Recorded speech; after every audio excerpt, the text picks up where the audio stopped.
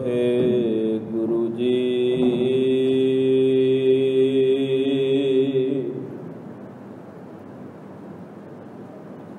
जब लो नहीं भाग लार उदय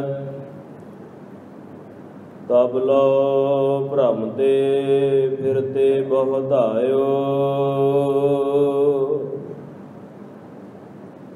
काल घोर समुंदर में बूढ़त थे कबहू मिट है नहीं रे पछतायो तात विचार जह मथुरा जग तारन को अवतार बनायो जपयो जन अर्जन देव गुरु फिर संकट जोन गर्भ ना आयो तरन गगन नव खंड मह जोत स्वरूपी रहयो भर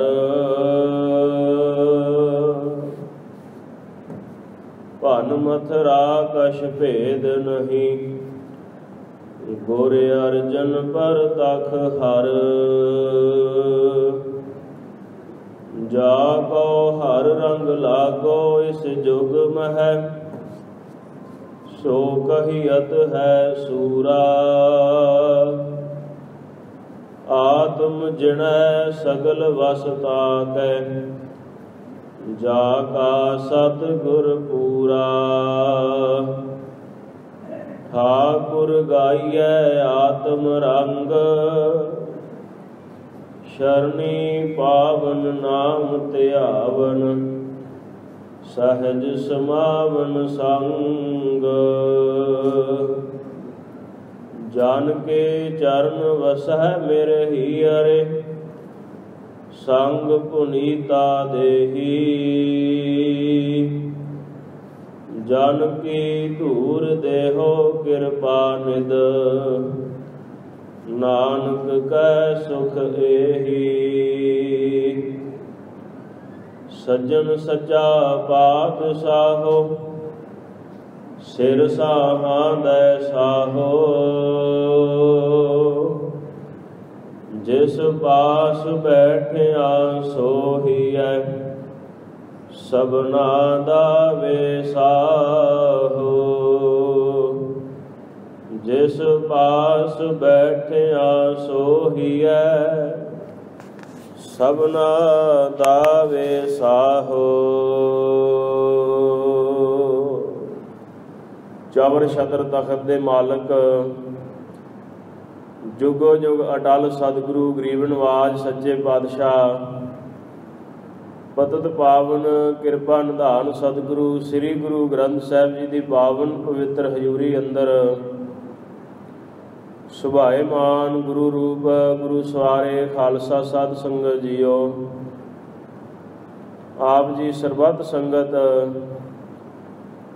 सच्चे पातशाह गुरुदेव पिता शहीदां दे सरताज बाणी के बोहित शांति दे समुंदर सतगुरु गरीब नवाज श्री गुरु अर्जन देव साहिब जी दे पावन पवित्र शहीदी पुरब नूं समर्पित गुरु चरनां दे विच जुड़ मिल करके बैठे होए हो। आप जी ने रागी ਸਿੰਘਾਂ दे पासों अमृतमयी गुरबाणी दा कीर्तन सरवण करके सच्चे पातशाह जी दे पावन पवित्र चरनां विच हाज़री लवाई है। सतगुरु जी की अपार बख्शिश कृपा हुई है जो महापुरुषों के पावन स्थान उपर संत बाबा करमजीत सिंह जी सत्कारयोग बाबा बलबीर सिंह जी महापुरुषों का हुक्म होया आप सरबत संगत के दर्शन करने का सुभाग समा प्राप्त होया है। आओ सरबत संगत गुरु चरणों के विच हाज़री लवाओ मुख करो पवित्र आखो जी वाहिगुरू जी का खालसा वाहिगुरू जी की फतेह। सतगुरु श्री गुरु अर्जन देव साहिब जी महाराज साध संगत जी महाराज ने सिख धर्म के अंदर शहीदियां की जो लड़ी है जो पिरत है ना सतगुरु साहिब जी ने आप अगे होकर के साध संगत जी ये राह चला दिता। ਸਤਿਗੁਰੂ ਤੋਂ ਬਾਅਦ ਸਿੱਖ ਧਰਮ ਦੇ ਵਿੱਚ ਬਹੁਤ ਸ਼ਹਾਦਤਾਂ ਹੋਈਆਂ, ਸ਼ਹੀਦੀਆਂ ਹੋਈਆਂ ਨੇ। 2 ਪ੍ਰਕਾਰ ਦੀਆਂ ਸ਼ਹਾਦਤਾਂ ਸਾਨੂੰ ਸਿੱਖ ਜਗਤ ਅੰਦਰ ਪ੍ਰਾਪਤ ਹੁੰਦੀਆਂ। ਜੋ ਸ਼ਾਂਤ ਚਿੱਤ ਰਹਿ ਕਰਕੇ ਜ਼ੁਲਮ ਦਾ ਜਿਹੜਾ ਟਾਕਰਾ ਹੈ ਉਹ ਸਾਧ ਸੰਗਤ ਜੀ ਸਬਰ ਨਾਲ ਕਰਨਾ। ਜਿਵੇਂ ਧੰਨ ਸਤਿਗੁਰੂ ਗੁਰੂ ਅਰਜਨ ਦੇਵ ਸਾਹਿਬ ਜੀ ਮਹਾਰਾਜ, 9ਵੇਂ ਗੁਰਦੇਵ ਸ੍ਰੀ ਗੁਰੂ ਤੇਗ ਬਹਾਦਰ ਸਾਹਿਬ ਜੀ ਮਹਾਰਾਜ ਔਰ ਸਤਿਗੁਰੂ ਸਾਹਿਬ ਜੀ ਦੇ ਸਿੱਖ, ਔਰ ਸਤਿਗੁਰੂ ਸਾਹਿਬ ਜੀ ਦੇ ਸਿੱਖ ਭਾਈ ਸਾਹਿਬ, ਭਾਈ ਮਨੀ ਸਿੰਘ ਸਾਹਿਬ ਜੀ, ਭਾਈ ਤਾਰੂ ਸਿੰਘ ਜੀ, ਐਸੇ ਮਹਾਨ ਗੁਰਸਿੱਖਾਂ ਨੇ ਸ਼ਾਂਤ ਚਿੱਤ ਰਹਿ ਕਰਕੇ ਸਾਧ ਸੰਗਤ ਜੀ ਉਹ ਸ਼ਹੀਦੀਆਂ ਪ੍ਰਾਪਤ ਕੀਤੀਆਂ। ਇਹ ਸਤਿਗੁਰੂ ਜੀ ਨੇ ਪਿਰਤ ਪਾਈ ਹੈ।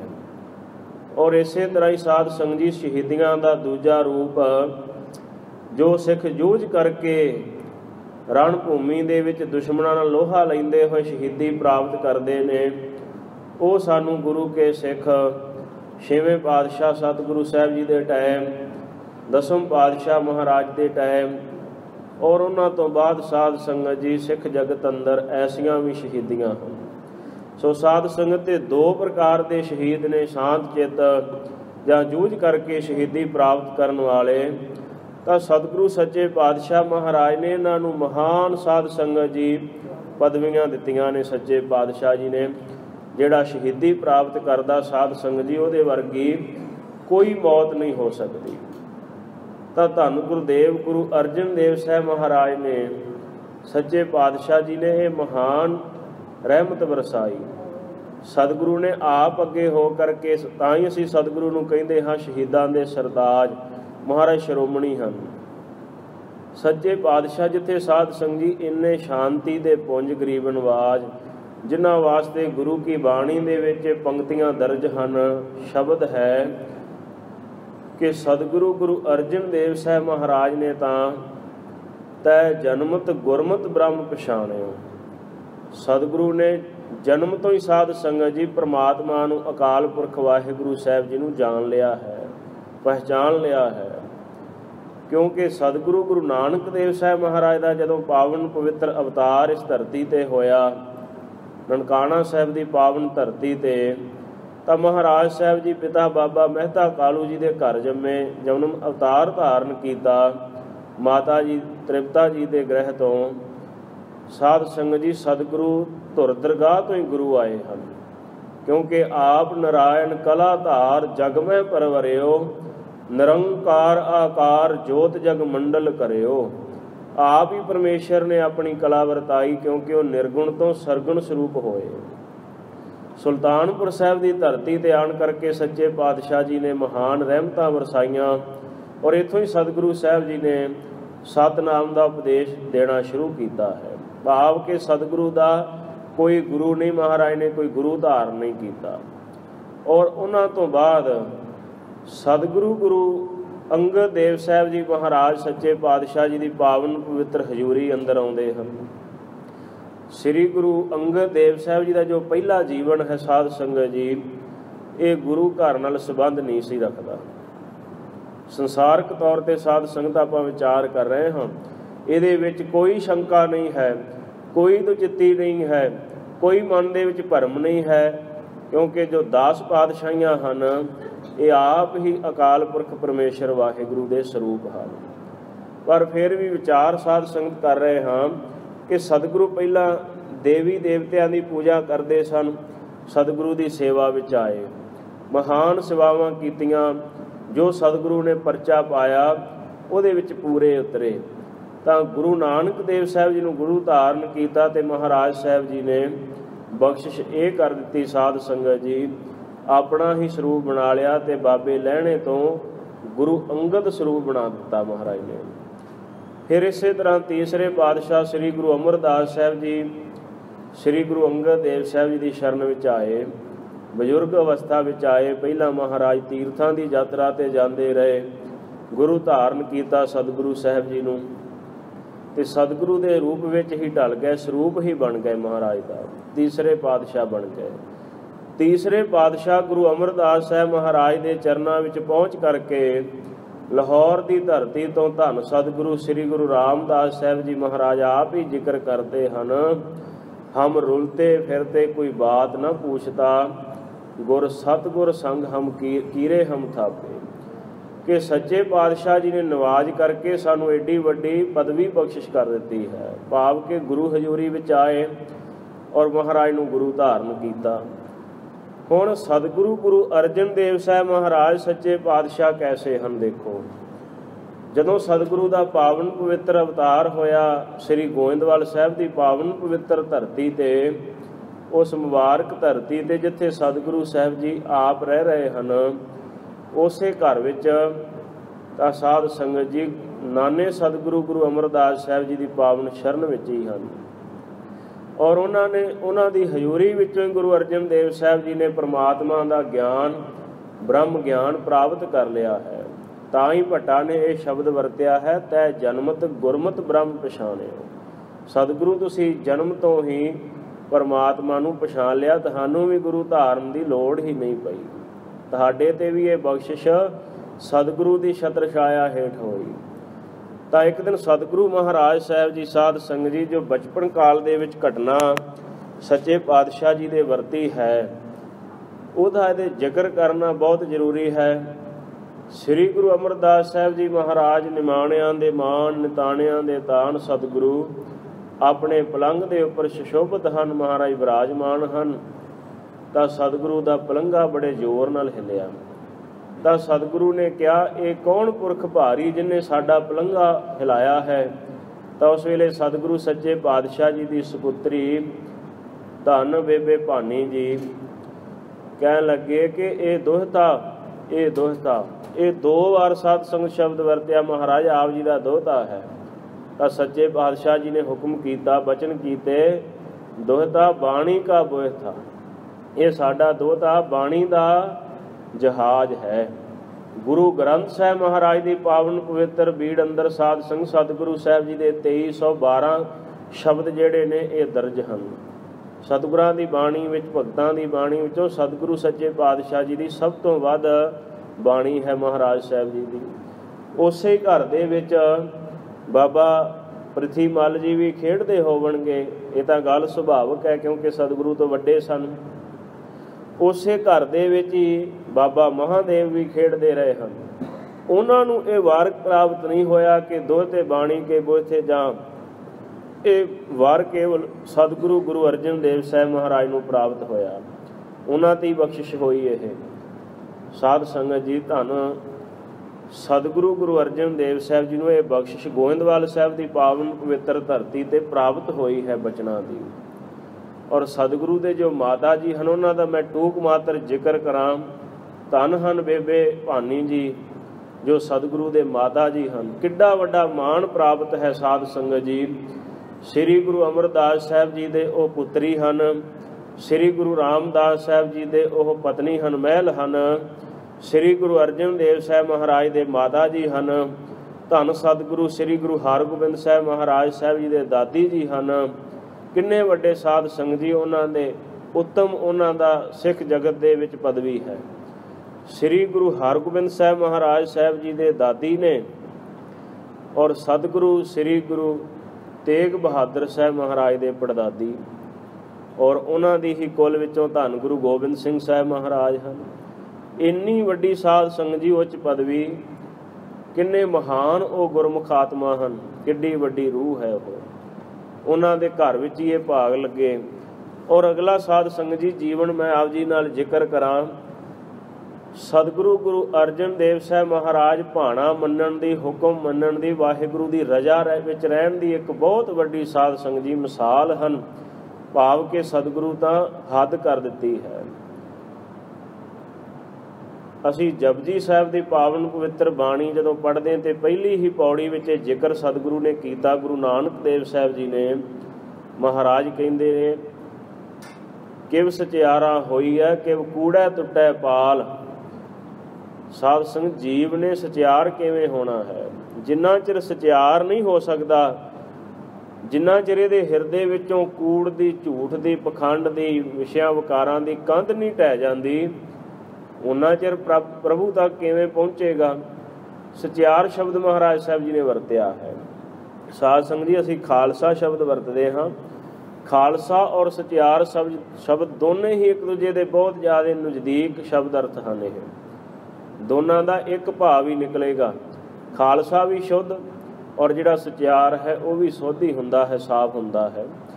ਤਾਂ ਮਹਾਰਾਜ ਨੇ ਕਿਹਾ ਕਿਵੇਂ ਸਚਿਆਰ ਹੋਈਏ? ਤਾਂ ਸਤਿਗੁਰੂ ਨੇ ਨਾਲ ਹੀ ਉੱਤਰ ਦਿੱਤਾ ਹੈ, ਹੁਕਮ ਰਜਾਈ ਚੱਲਣਾ ਨਾਨਕ ਲਿਖਿਆ ਨਾਲ। ਹੁਕਮ ਦੇ ਵਿੱਚ ਰਹਿਣਾ ਸਾਧ ਸੰਗਤ ਜੀ, ਭਾਣੇ ਅੰਦਰ ਵਾਹਿਗੁਰੂ ਦੀ ਰਜ਼ਾ ਦੇ ਵਿੱਚ ਰਹਿਣਾ, ਫੇਰ ਹੀ ਸਚਿਆਰ ਕੋਈ ਹੋ ਸਕਦਾ ਹੈ। ਸ੍ਰੀ ਗੁਰੂ ਅਰਜਨ ਦੇਵ ਸਾਹਿਬ ਮਹਾਰਾਜ ਨੇ ਇਹ ਸ਼ਬਦ ਜਿਹੜੇ ਸਤਿਗੁਰੂ ਦੇ ਹਨ, ਗੁਰੂ ਕੀ ਬਾਣੀ ਦੇ ਵਿੱਚ, ਤੇਰਾ ਕੀਆ ਮੀਠਾ ਲਾਗੈ ਹਰ ਨਾਮ ਪਦਾਰਥ ਨਾਨਕ ਮੰਗੈ, ਕਿ ਇਹ ਵਾਹਿਗੁਰੂ ਆਪ ਜੀ ਦੀ ਜੋ ਰਜ਼ਾ ਹੈ, ਜੋ ਆਪ ਜੀ ਨੂੰ ਪਾਉਂਦਾ ਹੈ ਉਹ ਮੈਨੂੰ ਚੰਗਾ ਲੱਗੇ। ਸਾਧ ਸੰਗਤ ਐਵੇਂ ਕਿਤੇ ਹੋਇਆ ਦੇਖਿਆ? ਸਾਡਾ ਜਿਹੜਾ ਸੁਭਾਅ ਹੈ ਨਾ ਮਨੁੱਖਾਂ ਦਾ, ਆਮ ਜੀਵਾਂ ਦਾ, ਗੁਰਸਿੱਖੋ, ਇਹਦੇ ਵਿੱਚ ਬੜਾ ਅੰਤਰ ਹੈ। ਅਸੀਂ ਭਾਣਾ ਸ਼ਬਦ ਸਾਧ ਸੰਗਤ ਜੀ ਉਦੋਂ ਵਰਤਦੇ ਹਾਂ ਜਦੋਂ ਜਾਂ ਸਾਡੇ ਸੰਸਾਰਕ ਸਮਾਜ ਦੇ ਵਿੱਚ, ਸਾਡੇ ਨਜ਼ਦੀਕ, ਸਾਡੇ ਘਰ ਘਾਟ ਵਿੱਚ ਕੋਈ ਭਾਣਾ ਵਾਪਰ ਜਾਏ, ਕੋਈ ਦੁੱਖ ਦੀ ਘੜੀ ਆਏ, ਅਸੀਂ ਕਹਿੰਦੇ ਹਾਂ ਇਹ ਭਾਣਾ ਸਾਨੂੰ ਮੰਨਣਾ ਪਏਗਾ, ਇਹ ਪ੍ਰਭ ਦੀ ਰਜ਼ਾ ਹੈ। ਪਰ ਸਾਧ ਸੰਗਤ ਸਤਿਗੁਰੂ ਕਹਿੰਦੇ ਨੇ ਕੇਵਲ ਇਹ ਪ੍ਰਭ ਦਾ ਹੁਕਮ ਨਹੀਂ ਹੈ, ਵਾਹਿਗੁਰੂ ਦਾ ਹੁਕਮ ਤੇ ਇਹ ਵੀ ਹੈ, ਜੇ ਤੇਰੇ ਕੋਲ ਸੁੱਖ ਆਉਂਦੇ ਨੇ ਤੇ ਉਹ ਵੀ ਪ੍ਰਭੂ ਦੀ ਰਜ਼ਾ ਵਿੱਚ ਹੀ ਆਉਂਦੇ ਹਨ। ਸੱਚੇ ਪਾਤਸ਼ਾਹ ਮਹਾਰਾਜ ਨੇ ਤੇ ਕਿਹਾ ਹੈ, ਇਹ ਵਾਹਿਗੁਰੂ, ਜੇ ਮੇਰੇ ਕੋਲ ਦੁਨੀਆ ਭਰ ਦੇ ਪਦਾਰਥ ਸੁੱਖ ਹੋਵਣ, ਜੇ ਮੇਰੇ ਕੋਲ ਬਹੁਤ ਜ਼ਿਆਦਾ ਧਨ ਹੋਵੇ, ਸਾਰੀਆਂ ਜਿਹੜੀਆਂ ਨਦੀਆਂ ਨੇ ਇਹ ਤਾਂ ਗਾਵਾਂ ਬਣ ਜਾਵਣ ਦੁੱਧ ਦੇਣ ਵਾਲੀਆਂ, ਔਰ ਪਰਬਤਾਂ ਦੇ ਵਿੱਚੋਂ ਜਿਹੜੇ ਸੋਮੇ ਫੁੱਟਦੇ ਹਨ, ਨਦੀਆਂ ਹੋਵੇ ਧੋਵਣਾ, ਦੁੱਧ ਹੋਵੇ ਸੁਮ ਘੀਓ, ਜਿਹੜੀਆਂ ਨਦੀਆਂ ਨੇ ਇਹ ਵਾਹਿਗੁਰੂ ਜੋ ਗਾਵਾਂ ਨੇ ਕਿਹੜੀਆਂ ਹੋਣ? ਨਦੀਆਂ ਰੂਪ। ਜਿਹੜੇ ਪਹਾੜਾਂ ਦੇ ਵਿੱਚੋਂ ਸੋਮੇ ਫੁੱਟਦੇ ਨੇ ਜਲ ਦੇ, ਉਹ ਘਿਓ ਦੇ ਸਾਧ ਸੰਗਤ ਜੀ ਫੁਹਾਰੇ ਫੁੱਟਣ, ਚਸ਼ਮੇ ਚੱਲਣ ਲੱਗ ਪਏ। ਸਾਰੀ ਧਰਤੀ ਜਿਹੜੀ ਸ਼ੱਕਰ ਬਣ ਜਾਏ ਤਾਂ ਸਤਿਗੁਰੂ ਕਹਿੰਦੇ ਮੇਰੇ ਪਾਸ ਮੋਹਣੀਆਂ ਮੁਖ ਸੋਹਣੀਆਂ ਜਿਹੜੀਆਂ ਇਸਤਰੀਆਂ ਵੀ ਹੋਵਣ, ਇਹ ਵਾਹਿਗੁਰੂ ਕਿਤੇ ਤੇਰਾ ਨਾਮ ਨਾ ਭੁੱਲ ਜਾਏ, ਤੇਰੀ ਰਜ਼ਾ ਦੇ ਵਿੱਚ ਰਹਿਣਾ ਨਾ ਭੁੱਲ ਜਾਵਾਂ, ਮੈਨੂੰ ਤੇਰਾ ਨਾਮ ਚੇਤੇ ਆਉਂਦਾ ਰਹੇ। ਸਾਧ ਸੰਗਤ ਜੀ ਮਹਾਰਾਜ ਕਹਿੰਦੇ ਕੌਤਕ ਕੋੜ ਤਮਾਸਿਆ ਚਿਤ ਨ ਆਪ ਸੁਨਾਓ, ਨਾਨਕ ਕੋੜੀ ਨਰਕ ਬਰਾਬਰੇ ਉੱਜੜ ਸੋਈ ਥਾਓ। ਮਹਾ ਭਿਆਨ ਉਦਿਆਨ ਨਗਰ ਕਰ ਮਾਨਿਆ, ਝੂਠ ਸਮਗਰੀ ਪੇਖ ਸੱਚ ਕਰ ਜਾਣਿਆ। ਸਾਡਾ ਕੀ ਹਿਸਾਬ ਕਿਤਾਬ ਹੈ? ਜਦੋਂ ਦੁਨੀਆ ਦੇ ਚਾਰ ਸੁੱਖ ਆਏ ਤਾਂ ਅਸੀਂ ਪ੍ਰਭੂ ਦੀ ਰਜ਼ਾ ਤੋਂ ਪਾਸੇ ਹੋ ਗਏ, ਆਪ ਹੁਦਰਾਪਨ ਮੁਨਮੁਖਤਾਈ ਬੇਮੁਖਤਾਈ ਸਾਧ ਸੰਗਤ ਜੀ ਕਰਨ ਲੱਗ ਪਏ। ਔਰ ਜੇ ਪ੍ਰਮਾਤਮਾ ਵੱਲੋਂ ਕੋਈ ਸਰੀਰ ਤੇ ਤਨ ਤੇ ਦੁੱਖ ਆਇਆ ਤਾਂ ਫਿਰ ਅਸੀਂ ਕਹਿਣਾ ਕਰ ਦਿੰਦੇ ਇਹ ਤਾਂ ਪ੍ਰਭੂ ਦਾ ਭਾਣਾ ਹੈ। ਸਾਧ ਸੰਗਤ ਇਹ ਸਾਡੀ ਵੱਡੀ ਅਭੁੱਲ, ਸਾਡੀ ਇਹ ਬਹੁਤ ਵੱਡੀ ਗਲਤੀ ਹੈ ਕਿ ਅਸੀਂ ਵਾਹਿਗੁਰੂ ਸਾਹਿਬ ਦੀ ਰਜ਼ਾ ਨੂੰ ਕੇਵਲ ਦੁੱਖਾਂ ਤੱਕ ਹੀ ਸੀਮਿਤ ਬਣਾ ਦਿੱਤਾ ਹੈ। ਮਹਾਰਾਜ ਕਹਿੰਦੇ ਜੋ ਨਰ ਦੁੱਖ ਮੈਂ ਦੁੱਖ ਨਹੀਂ ਜਾਣੈ, ਸੁਖ ਸਨੇਹ ਔਰ ਭੈ ਨਹੀਂ ਜਾ ਕੈ, ਕੰਚਨ ਮਾਟੀ ਮਾਨੈ ਨਹਿ ਨਿੰਦਿਆ ਨਹਿ ਉਸਤਤ ਜਾ ਕੈ, ਲੋਭ ਮੋਹ ਅਭਿਮਾਨਾ ਹਰਖ ਸੋਗ ਤੇ ਰਹਿ ਨਿਆਰੋ, ਨਾਹੇ ਮਾਨ ਅਪਮਾਨਾ। ਜਿਹਦੀ ਐਸੀ ਅਵਸਥਾ ਹੈ ਉਹਨੂੰ ਸਾਧ ਸੰਗਤ ਦੀ ਰਜ਼ਾ ਵਿੱਚ ਆਪਾਂ ਤੁਰਿਆ ਹੋਇਆ, ਰਜ਼ਾ ਵਿੱਚ ਚੱਲਦਾ ਹੋਇਆ ਮੰਨ ਸਕਦੇ ਹਾਂ। ਅਸੀਂ ਤਾਂ ਕੇਵਲ ਜਦੋਂ ਦੁੱਖ ਆਉਂਦੇ ਉਦੋਂ ਰਜ਼ਾ ਦਾ ਨਾਮ, ਉਦੋਂ ਭਾਣੇ ਦਾ ਸ਼ਬਦ, ਔਰ ਜਦੋਂ ਖੁਸ਼ੀਆਂ ਹੋਈਆਂ ਉਦੋਂ ਅਸੀਂ ਪ੍ਰਮਾਤਮਾ ਨੂੰ ਭੁੱਲ ਜਾਂਦੇ, ਉਦੋਂ ਵਾਹਿਗੁਰੂ ਸਾਹਿਬ ਦਾ ਸਾਨੂੰ ਚੇਤਾ ਹੀ ਨਹੀਂ ਆਉਂਦਾ। ਸਾਧ ਸੰਗਤ ਸੱਚੇ ਪਾਤਸ਼ਾਹ ਮਹਾਰਾਜ ਨੇ ਗੁਰੂ ਕੀ ਬਾਣੀ ਦੇ ਵਿੱਚ ਸਾਧ ਸੰਗਤ ਜੀ ਇੱਕ ਬੜਾ ਸੁੰਦਰ ਬਚਨ ਅਸੀਂ ਸਤਿਗੁਰੂ ਸਾਹਿਬ ਜੀ ਦਾ ਪੜ੍ਹਦੇ। ਮਹਾਰਾਜ ਕਹਿੰਦੇ ਜੇ ਸੁਖ ਦੇਹ ਤਾਂ ਤੁਝੇ ਅਰਾਧੀ, ਹੇ ਪ੍ਰਮਾਤਮਾ ਜੇ ਤੁਸੀਂ ਸਾਨੂੰ ਸੁੱਖ ਦਿੰਦੇ ਹੋ ਤਾਂ ਵੀ ਆਪ ਜੀ ਦੀ ਅਰਾਧਨਾ, ਆਪ ਜੀ ਦਾ ਜਾਪ ਹੀ ਕਰਦੇ ਹੋ। ਦੁੱਖ ਭੀ ਤੁਝੇ ਧਿਆਈ, ਜੇ ਤੁਸੀਂ ਦੁੱਖ ਦਿੰਦੇ ਹੋ ਤਾਂ ਮਹਾਰਾਜ ਸਾਹਿਬ ਜੀ ਆਪ ਜੀ ਦਾ ਹੀ ਧਿਆਨ ਧਾਰਦੇ ਹਾਂ, ਆਪ ਜੀ ਦਾ ਹੀ ਨਾਮ ਦੇ ਵਿੱਚ ਲਿਵ ਜੋੜਦੇ ਹਾਂ। ਜੇ ਭੁੱਖ ਦੇਹ ਤਾਂ ਇਤ ਹੀ ਰਾਜਾ, ਦੁੱਖ ਵਿੱਚ ਸੂਖ ਮਨਾਈ। ਜੇ ਤੁਸੀਂ ਮਹਾਰਾਜ ਸਾਨੂੰ ਭੁੱਖਿਆਂ ਰੱਖਦੇ ਹੋ, ਅਸੀਂ ਭੁੱਖ ਦੇ ਵਿੱਚ ਵੀ ਤ੍ਰਿਪਤ ਹਾਂ, ਰੱਜੇ ਹੋਏ ਹਾਂ। ਦੁੱਖ ਦੇ ਸਮੇਂ ਵਿੱਚ ਵੀ ਅਸੀਂ ਸੁੱਖ ਵਿੱਚ, ਆਨੰਦ ਵਿੱਚ ਹਾਂ। ਆਪ ਜੀ ਦੇ ਭਾਣੇ ਨੂੰ ਮੰਨਦੇ, ਜੇ ਸੁੱਖ ਹੈ ਤਾਂ ਵੀ ਆਪ ਜੀ ਦੇ ਸ਼ੁਕਰ ਦੇ ਵਿੱਚ ਹਾਂ। ਇਹ ਸਾਧ ਸੰਗਤ ਜੀ ਭਾਣਾ ਹੈ, ਇਹ ਹੈ ਸਾਧ ਸੰਗਤ ਜੀ ਵਾਹਿਗੁਰੂ ਦੀ ਰਜ਼ਾ। ਤਾਂ ਮਹਾਰਾਜ ਕਹਿੰਦੇ ਜੇ ਤੁਸੀਂ ਮਹਾਰਾਜ ਕਿਰਪਾ ਕਰੋ, ਜਿੱਦਾਂ ਦਾ ਵੀ ਆਪ ਜੀ ਦਾ ਹੁਕਮ ਹੋਵੇ, ਤਨ ਮਨ ਕਾਟ ਕਾਟ ਸਭ ਅਰਪੀ, ਵਿੱਚ ਅਗਨੀ ਆਪ ਜਲਾਈ, ਪੱਖਾ ਫੇਰੀ ਪਾਣੀ ਢੋਵਾ, महाराज जो भी आप जी का हुक्म चले मैं आप जी की रजा दे विच ही रहा। साध संग जी सेवक असल दे विच होया ही ये करदा है। पानी पखा पानी ढोवां जो देवै सो खाई। जो आप जी तुसीं मैनूं खाण नूं दिओ मैं ओहो ही छकां। साध संग जी महाराज ने जिहड़ा शहीद शब्द है ना ਉਹਦੇ अर्थ भी भाई गुरदास साहब जी ने इसे तरह ही कीते हैं। साबक साबर सिदक शहीद भरम पौ खोवना। जिन्हों सबर आ चुका है जीवन का, जिन्हें भरम अपने कढ़ दिते हैं, वो ही साध संग जी शहीद होया करदा है। शहीद का अर्थ हुंदा है गवाही, गवाही देण वाला। सतगुरु सच्चे पातशाह गुरु अर्जन देव साहब जी ने सिख धर्म की गवाही दी है अपनी शहीदी दे करके।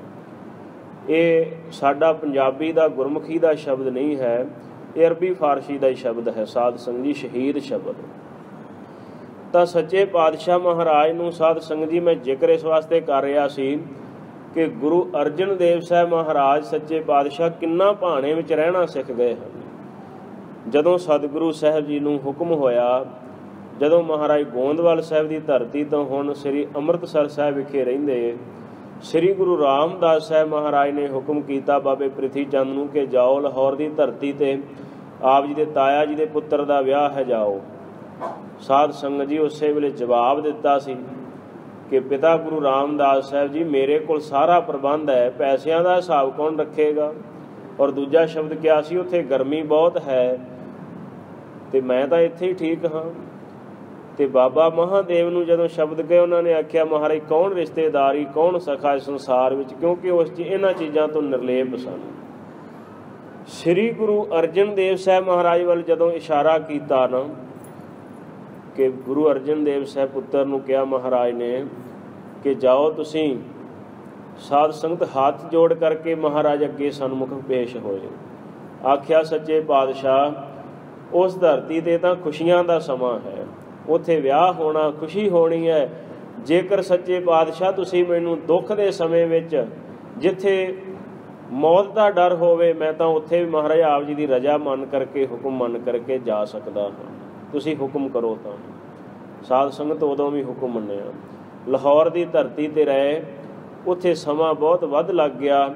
चिट्ठियां भेजते रहे पर बाबे प्रिथी चंद ने चिट्ठियां पहुँचण नहीं दित्तियां, जिहड़ियां असीं शब्द हज़ारे पढ़ते हैं तो वो पहुँचण नहीं दित्तियां। फिर सतगुरु सच्चे पातशाह जी ने तरस करके बाबा बुढ़ा साहब जी नूं भेजिया और सतगुरु सच्चे पातशाह देख करके बाबा बुढ़ा साहब जी नूं खिड़ उठे, खुश होए, चरनी हथ लाया।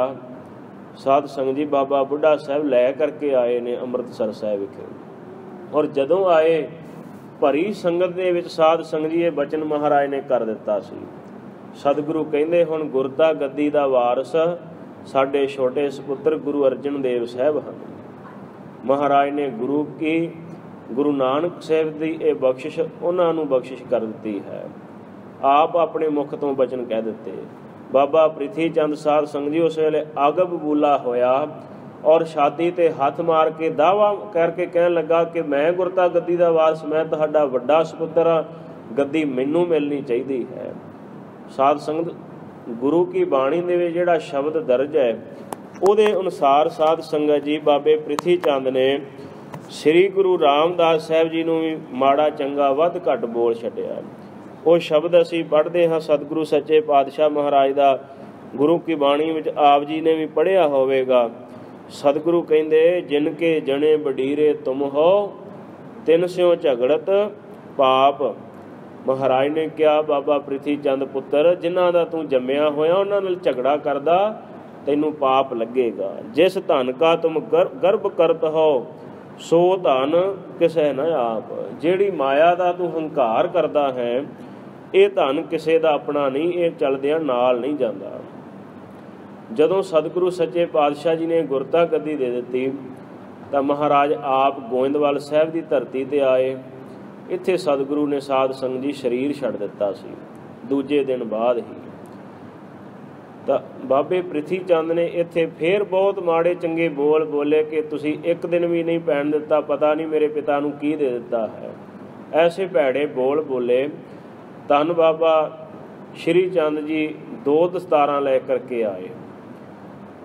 ਸਾਧ ਸੰਗਤ ਮੈਂ ਇਹ ਜ਼ਿਕਰ ਤਾਂ ਕਰਨਾ ਚਾਹੁੰਦਾ ਕਿ ਸਤਿਗੁਰੂ ਦੀ ਪਹਿਲਾਂ ਹਸਤੀ ਵੱਲ ਦੇਖੀਏ ਕਿ ਸਤਿਗੁਰੂ ਦੀ ਕੈਸੀ ਪਦਵੀ ਹੈ। 2 ਦਸਤਾਰਾਂ ਲਿਆਂਦੀਆਂ ਗਈਆਂ। ਇੱਕ ਦਸਤਾਰ ਜਿਹੜੀ ਹੈ ਸਾਧ ਸੰਗਤ ਜੀ, ਜਿਹੜੀ ਪਿਤਾ ਦੀ ਪੁੱਤਰ ਨੂੰ ਵੱਜਦੀ ਘਰ ਵਿੱਚੋਂ ਵੱਡਾ ਹੋਣ ਕਰਕੇ ਉਹ ਬਾਬੇ ਪ੍ਰਿਥੀ ਚੰਦ ਵਾਸਤੇ। ਦੂਜੀ ਦਸਤਾਰ ਸ੍ਰੀ ਗੁਰੂ ਰਾਮਦਾਸ ਸਾਹਿਬ ਜੀ ਦੀ ਜੋ ਬਖਸ਼ਿਸ਼ ਗੁਰਤਾ ਗੱਦੀ ਹੈ, ਉਹ ਦਸਤਾਰ ਗੁਰੂ ਅਰਜਨ ਦੇਵ ਸਾਹਿਬ ਮਹਾਰਾਜ ਜੀ ਵਾਸਤੇ। ਦੋਵੇਂ ਦਸਤਾਰਾਂ ਲਿਆਂਦੀਆਂ। ਬਾਬਾ ਬੁੱਢਾ ਸਾਹਿਬ ਜੀ ਨੇ ਉਹ ਦਸਤਾਰ ਗੁਰਤਾ ਗੱਦੀ ਵਾਲੀ ਗੁਰੂ ਅਰਜਨ ਦੇਵ ਸਾਹਿਬ ਮਹਾਰਾਜ ਦੇ ਸੀਸ ਤੇ ਸੁਭਾਏਮਾਨ ਕੀਤੀ, ਸਜਾਈ। ਔਰ ਜਦੋਂ ਸਜਾ ਰਹੇ ਨੇ ਤੇ ਹੱਥ ਵਿੱਚੋਂ ਸਾਧ ਸੰਗਤ ਬਾਬੇ ਪ੍ਰਿਥੀ ਚੰਦ ਨੇ ਉਹ ਪੱਗ ਖੋਹ ਲਈ। ਆਖਿਆ ਤੇ ਮੇਰਾ ਹੱਕ ਹੈ। ਆਪ ਹੇਠਾਂ ਬੈਠੇ ਹੋਏ ਸਤਿਗੁਰੂ ਕਹਿੰਦੇ ਕਿ ਬਾਬਾ ਬੁੱਢਾ ਸਾਹਿਬ ਜੀ ਤੁਸੀਂ ਇਹ ਪੱਗ ਦੇ ਦਿਓ ਭਰਾ ਜੀ ਨੂੰ, ਜੇ ਇਹਨਾਂ ਦਾ ਮਨ ਕਰਦਾ ਹੈ। ਸਾਧ ਸੰਗਤ ਜੀ ਖੋਹ ਲਈ ਪੱਗ। ਸ੍ਰੀ ਗੁਰੂ ਸਾਹਿਬ ਜੀ ਦੀ ਪੱਗ ਖੋਹ ਲਈ ਤੇ ਬਾਬਾ ਬੁੱਢਾ ਸਾਹਿਬ ਜੀ ਨੇ ਬਚਨ ਕਿਹਾ ਕਿ ਬਾਬਾ ਪ੍ਰਿਥੀ ਚੰਦ, ਇਹ ਪੱਗ ਖੋਹਣ ਦੇ ਨਾਲ ਨਹੀਂ ਪ੍ਰਾਪਤ ਹੁੰਦੀ, ਇਹ ਤਾਂ ਤੇਰੀ ਬਖਸ਼ ਨਾ ਮੇਟੈ ਕੋਈ, ਇਹ ਤਾਂ ਜਿਹੜੀ ਪ੍ਰਮਾਤਮਾ ਵੱਲੋਂ ਸਤਿਗੁਰੂ ਪੁਰਖ ਵੱਲੋਂ ਬਖਸ਼ਿਸ਼ ਹੋਈ ਹੈ ਇਹ ਇਹਨਾਂ ਦੀ ਹੀ ਰਹੇਗੀ, ਜੋ ਤੂੰ ਜਿੰਨਾ ਮਰਜ਼ੀ ਜ਼ੋਰ ਲਾ ਲੈ।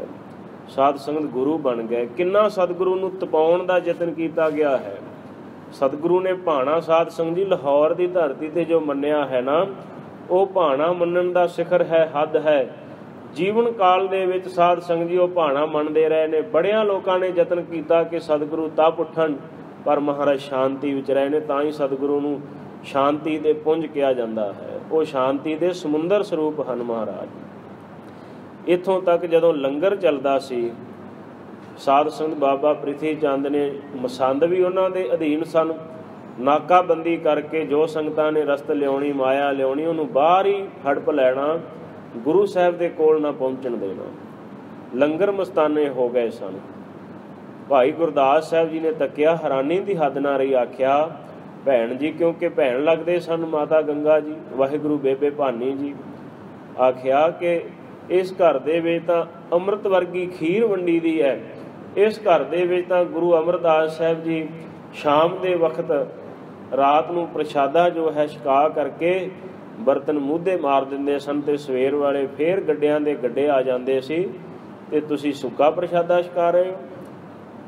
ਤੇ ਆਖਿਆ ਭਰਾ ਜੀ ਇਹ ਵੀ ਸਤਿਗੁਰੂ ਦੀ ਰਜਾ ਹੀ ਹੈ, ਰਜਾ ਵਿੱਚ ਰਹੋ। ਸਮਾਂ ਆਇਆ, ਸਾਧ ਸੰਗਤ ਫੇਰ ਉਸੇ ਤਰ੍ਹਾਂ ਸੰਗਤਾਂ ਸਾਧ ਸੰਗਤ ਇਕੱਠ ਬਣ ਲੱਗਾ। ਬਾਬਾ ਪ੍ਰਿਥੀ ਚੰਦ ਨੇ ਸ਼ੁਰੂ ਤੋਂ ਸਤਿਗੁਰੂ ਦਾ ਵਿਰੋਧ ਕੀਤਾ। ਔਰ ਇੱਕ ਦਿਨ ਬੀਬੀ ਕਰਮੋ ਨੇ ਇਹ ਤਾਨਾ ਮਾਰਿਆ ਕਿ ਜਿਹੜੀ ਗੁਰਤਾ ਗੱਦੀ ਹੈ ਇਹ ਤੇਰੇ ਛੋਟੇ ਭਰਾ ਦੇ ਕੋਲ ਹੈ ਬਾਬਾ ਪ੍ਰਿਥੀ ਚੰਦ, ਤੇ ਆਪਾਂ ਤੇ ਕੁਝ ਵੀ ਨਾ ਹੋਏ। ਸਾਧ ਸੰਗਤ ਜੀ ਅੱਗਿਓਂ ਸ਼ਬਦ ਕਹੇ ਸਨ ਬਾਬੇ ਪ੍ਰਿਥੀ ਚੰਦ ਨੇ ਕਿ ਤੂੰ ਦੇਖਦੀ ਰਹਿਣਾ, ਜੋ ਗੁਰੂ ਅਰਜਨ ਦੇਵ ਸਾਹਿਬ ਦੇ ਘਰ ਵਿੱਚ ਪੁੱਤਰ ਕੋਈ ਨਹੀਂ ਹੈ ਤੇ ਆਉਣ ਵਾਲੇ ਸਮੇਂ ਵਿੱਚ ਸਾਡੇ ਪੁੱਤਰ ਮਿਹਰਬਾਨ ਨੂੰ ਗੁਰਤਾ ਗੱਦੀ ਪ੍ਰਾਪਤ ਹੋਏਗੀ। ਉਹ ਸੰਸਾਰ ਤੋਂ ਨਾ ਸ਼ਬਦ ਵਰਤੇ ਸੀ, ਇਤਿਹਾਸ ਵਿੱਚ ਦਰਜ ਹੈ ਕਿ ਔਂਤਰੇ ਹੀ ਚਲੇ ਜਾਵਣਗੇ। ਇਹ ਮੇਰੀ ਜ਼ੁਬਾਨ ਸ਼ੋਭਾ ਨਹੀਂ ਦਿੰਦੀ, ਪਰ ਐਸੇ ਸ਼ਬਦ ਉਹਨਾਂ ਨੇ ਬੋਲ ਕੱਢੇ। ਸਤਿਗੁਰੂ ਨੂੰ ਤਪਾਉਣਾ ਚਾਹਿਆ। ਬਾਬਾ ਬੁੱਢਾ ਸਾਹਿਬ ਦੇ ਵਰ ਸਦਕਾ, ਇਹ ਵੀ ਸਤਿਗੁਰੂ ਦੀ ਰਜਾ ਸੀ ਕਿ ਮਾਨ ਸਤਿਗੁਰੂ ਨੇ ਆਪਣੇ ਪਿਆਰਿਆਂ ਨੂੰ ਬਖਸ਼ਿਸ਼ ਕੀਤਾ। ਤੇ ਸਤਿਗੁਰੂ ਨੇ ਜੋ ਮਾਤਾ ਜੀ ਨੂੰ ਭੇਜਿਆ ਸੀ, ਮਾਤਾ ਗੰਗਾ ਜੀ ਨੂੰ, ਤੇ ਵਾਰ ਪ੍ਰਾਪਤ ਹੋਇਆ। ਇਨਕੇ ਗ੍ਰਹਿ ਪ੍ਰਗਟੇ ਕਾ ਵੱਡ ਜੋਧਾ, ਇਹਨਾਂ ਦੇ ਘਰ ਦੇ ਵਿੱਚ ਵੱਡਾ ਸੂਰਮਾ ਮਹਾਬਲੀ ਪੈਦਾ ਹੋਏਗਾ। 6ਵੇਂ ਪਾਤਸ਼ਾਹ ਜੀ ਦਾ ਅਵਤਾਰ ਹੋਇਆ। ਅਵਤਾਰ ਤੋਂ ਬਾਅਦ ਸਾਧ ਸੰਗਤ ਜੀ ਫੇਰ ਸਤਿਗੁਰੂ ਨੂੰ ਤਪਾਉਣ ਦਾ ਯਤਨ ਕੀਤਾ ਜਾਂਦਾ ਰਿਹਾ। ਕਿੰਨੀਆਂ ਘਟਨਾਵਾਂ ਨੇ ਇਤਿਹਾਸ ਵਿੱਚ, ਮੈਂ ਆਪ ਜੀ ਨੂੰ ਕੇਵਲ ਟੂਕ ਮਾਤਰ ਸਾਧ ਸੰਗਤ ਜੀ ਪੇਸ਼ ਕਰਕੇ ਸ਼ਹੀਦੀ ਤੇ ਜਾਣਾ ਹੈ। ਸ੍ਰੀ ਗੁਰੂ ਹਰਗੋਬਿੰਦ ਸਾਹਿਬ ਮਹਾਰਾਜ ਜੀ ਛੋਟੇ ਜਿਹੇ ਸਨ। ਦਾਈ ਨੂੰ ਪੈਸੇ ਦੇ ਕਰਕੇ ਬਾਬੇ ਪ੍ਰਿਥੀ ਚੰਦ ਨੇ ਅਸਤਨਾ ਨੂੰ ਜ਼ਹਿਰ ਲਵਾ ਕਰਕੇ ਭੇਜਿਆ ਕਿ ਬਾਲਕ ਗੁਰੂ ਹਰਗੋਬਿੰਦ ਸਰੀਰ ਛੱਡ ਦੇਣ। ਨਹੀਂ ਕੋਈ ਸਾਧ ਸੰਗਤ ਜੀ ਜ਼ੋਰ ਚੱਲਿਆ। ਅਕਾਲ ਪੁਰਖ ਦੇ ਸਰੂਪ ਨੂੰ, ਗੁਰੂ ਪੁਰਖ ਨੂੰ ਕੌਣ ਮਾਰ ਸਕਦਾ ਹੈ? ਇਹ ਸਾਡਾ ਭੁਲੇਖਾ ਹੁੰਦਾ ਕਿ ਅਸੀਂ ਕਿਸੇ ਨੂੰ ਮਾਰ ਰਹੇ ਹਾਂ। ਔਰ ਸਾਧ ਸੰਗਤ ਜੀ ਦੂਜਾ ਫਿਰ ਐਸਾ ਕੋਝਾ ਯਤਨ ਕੀਤਾ।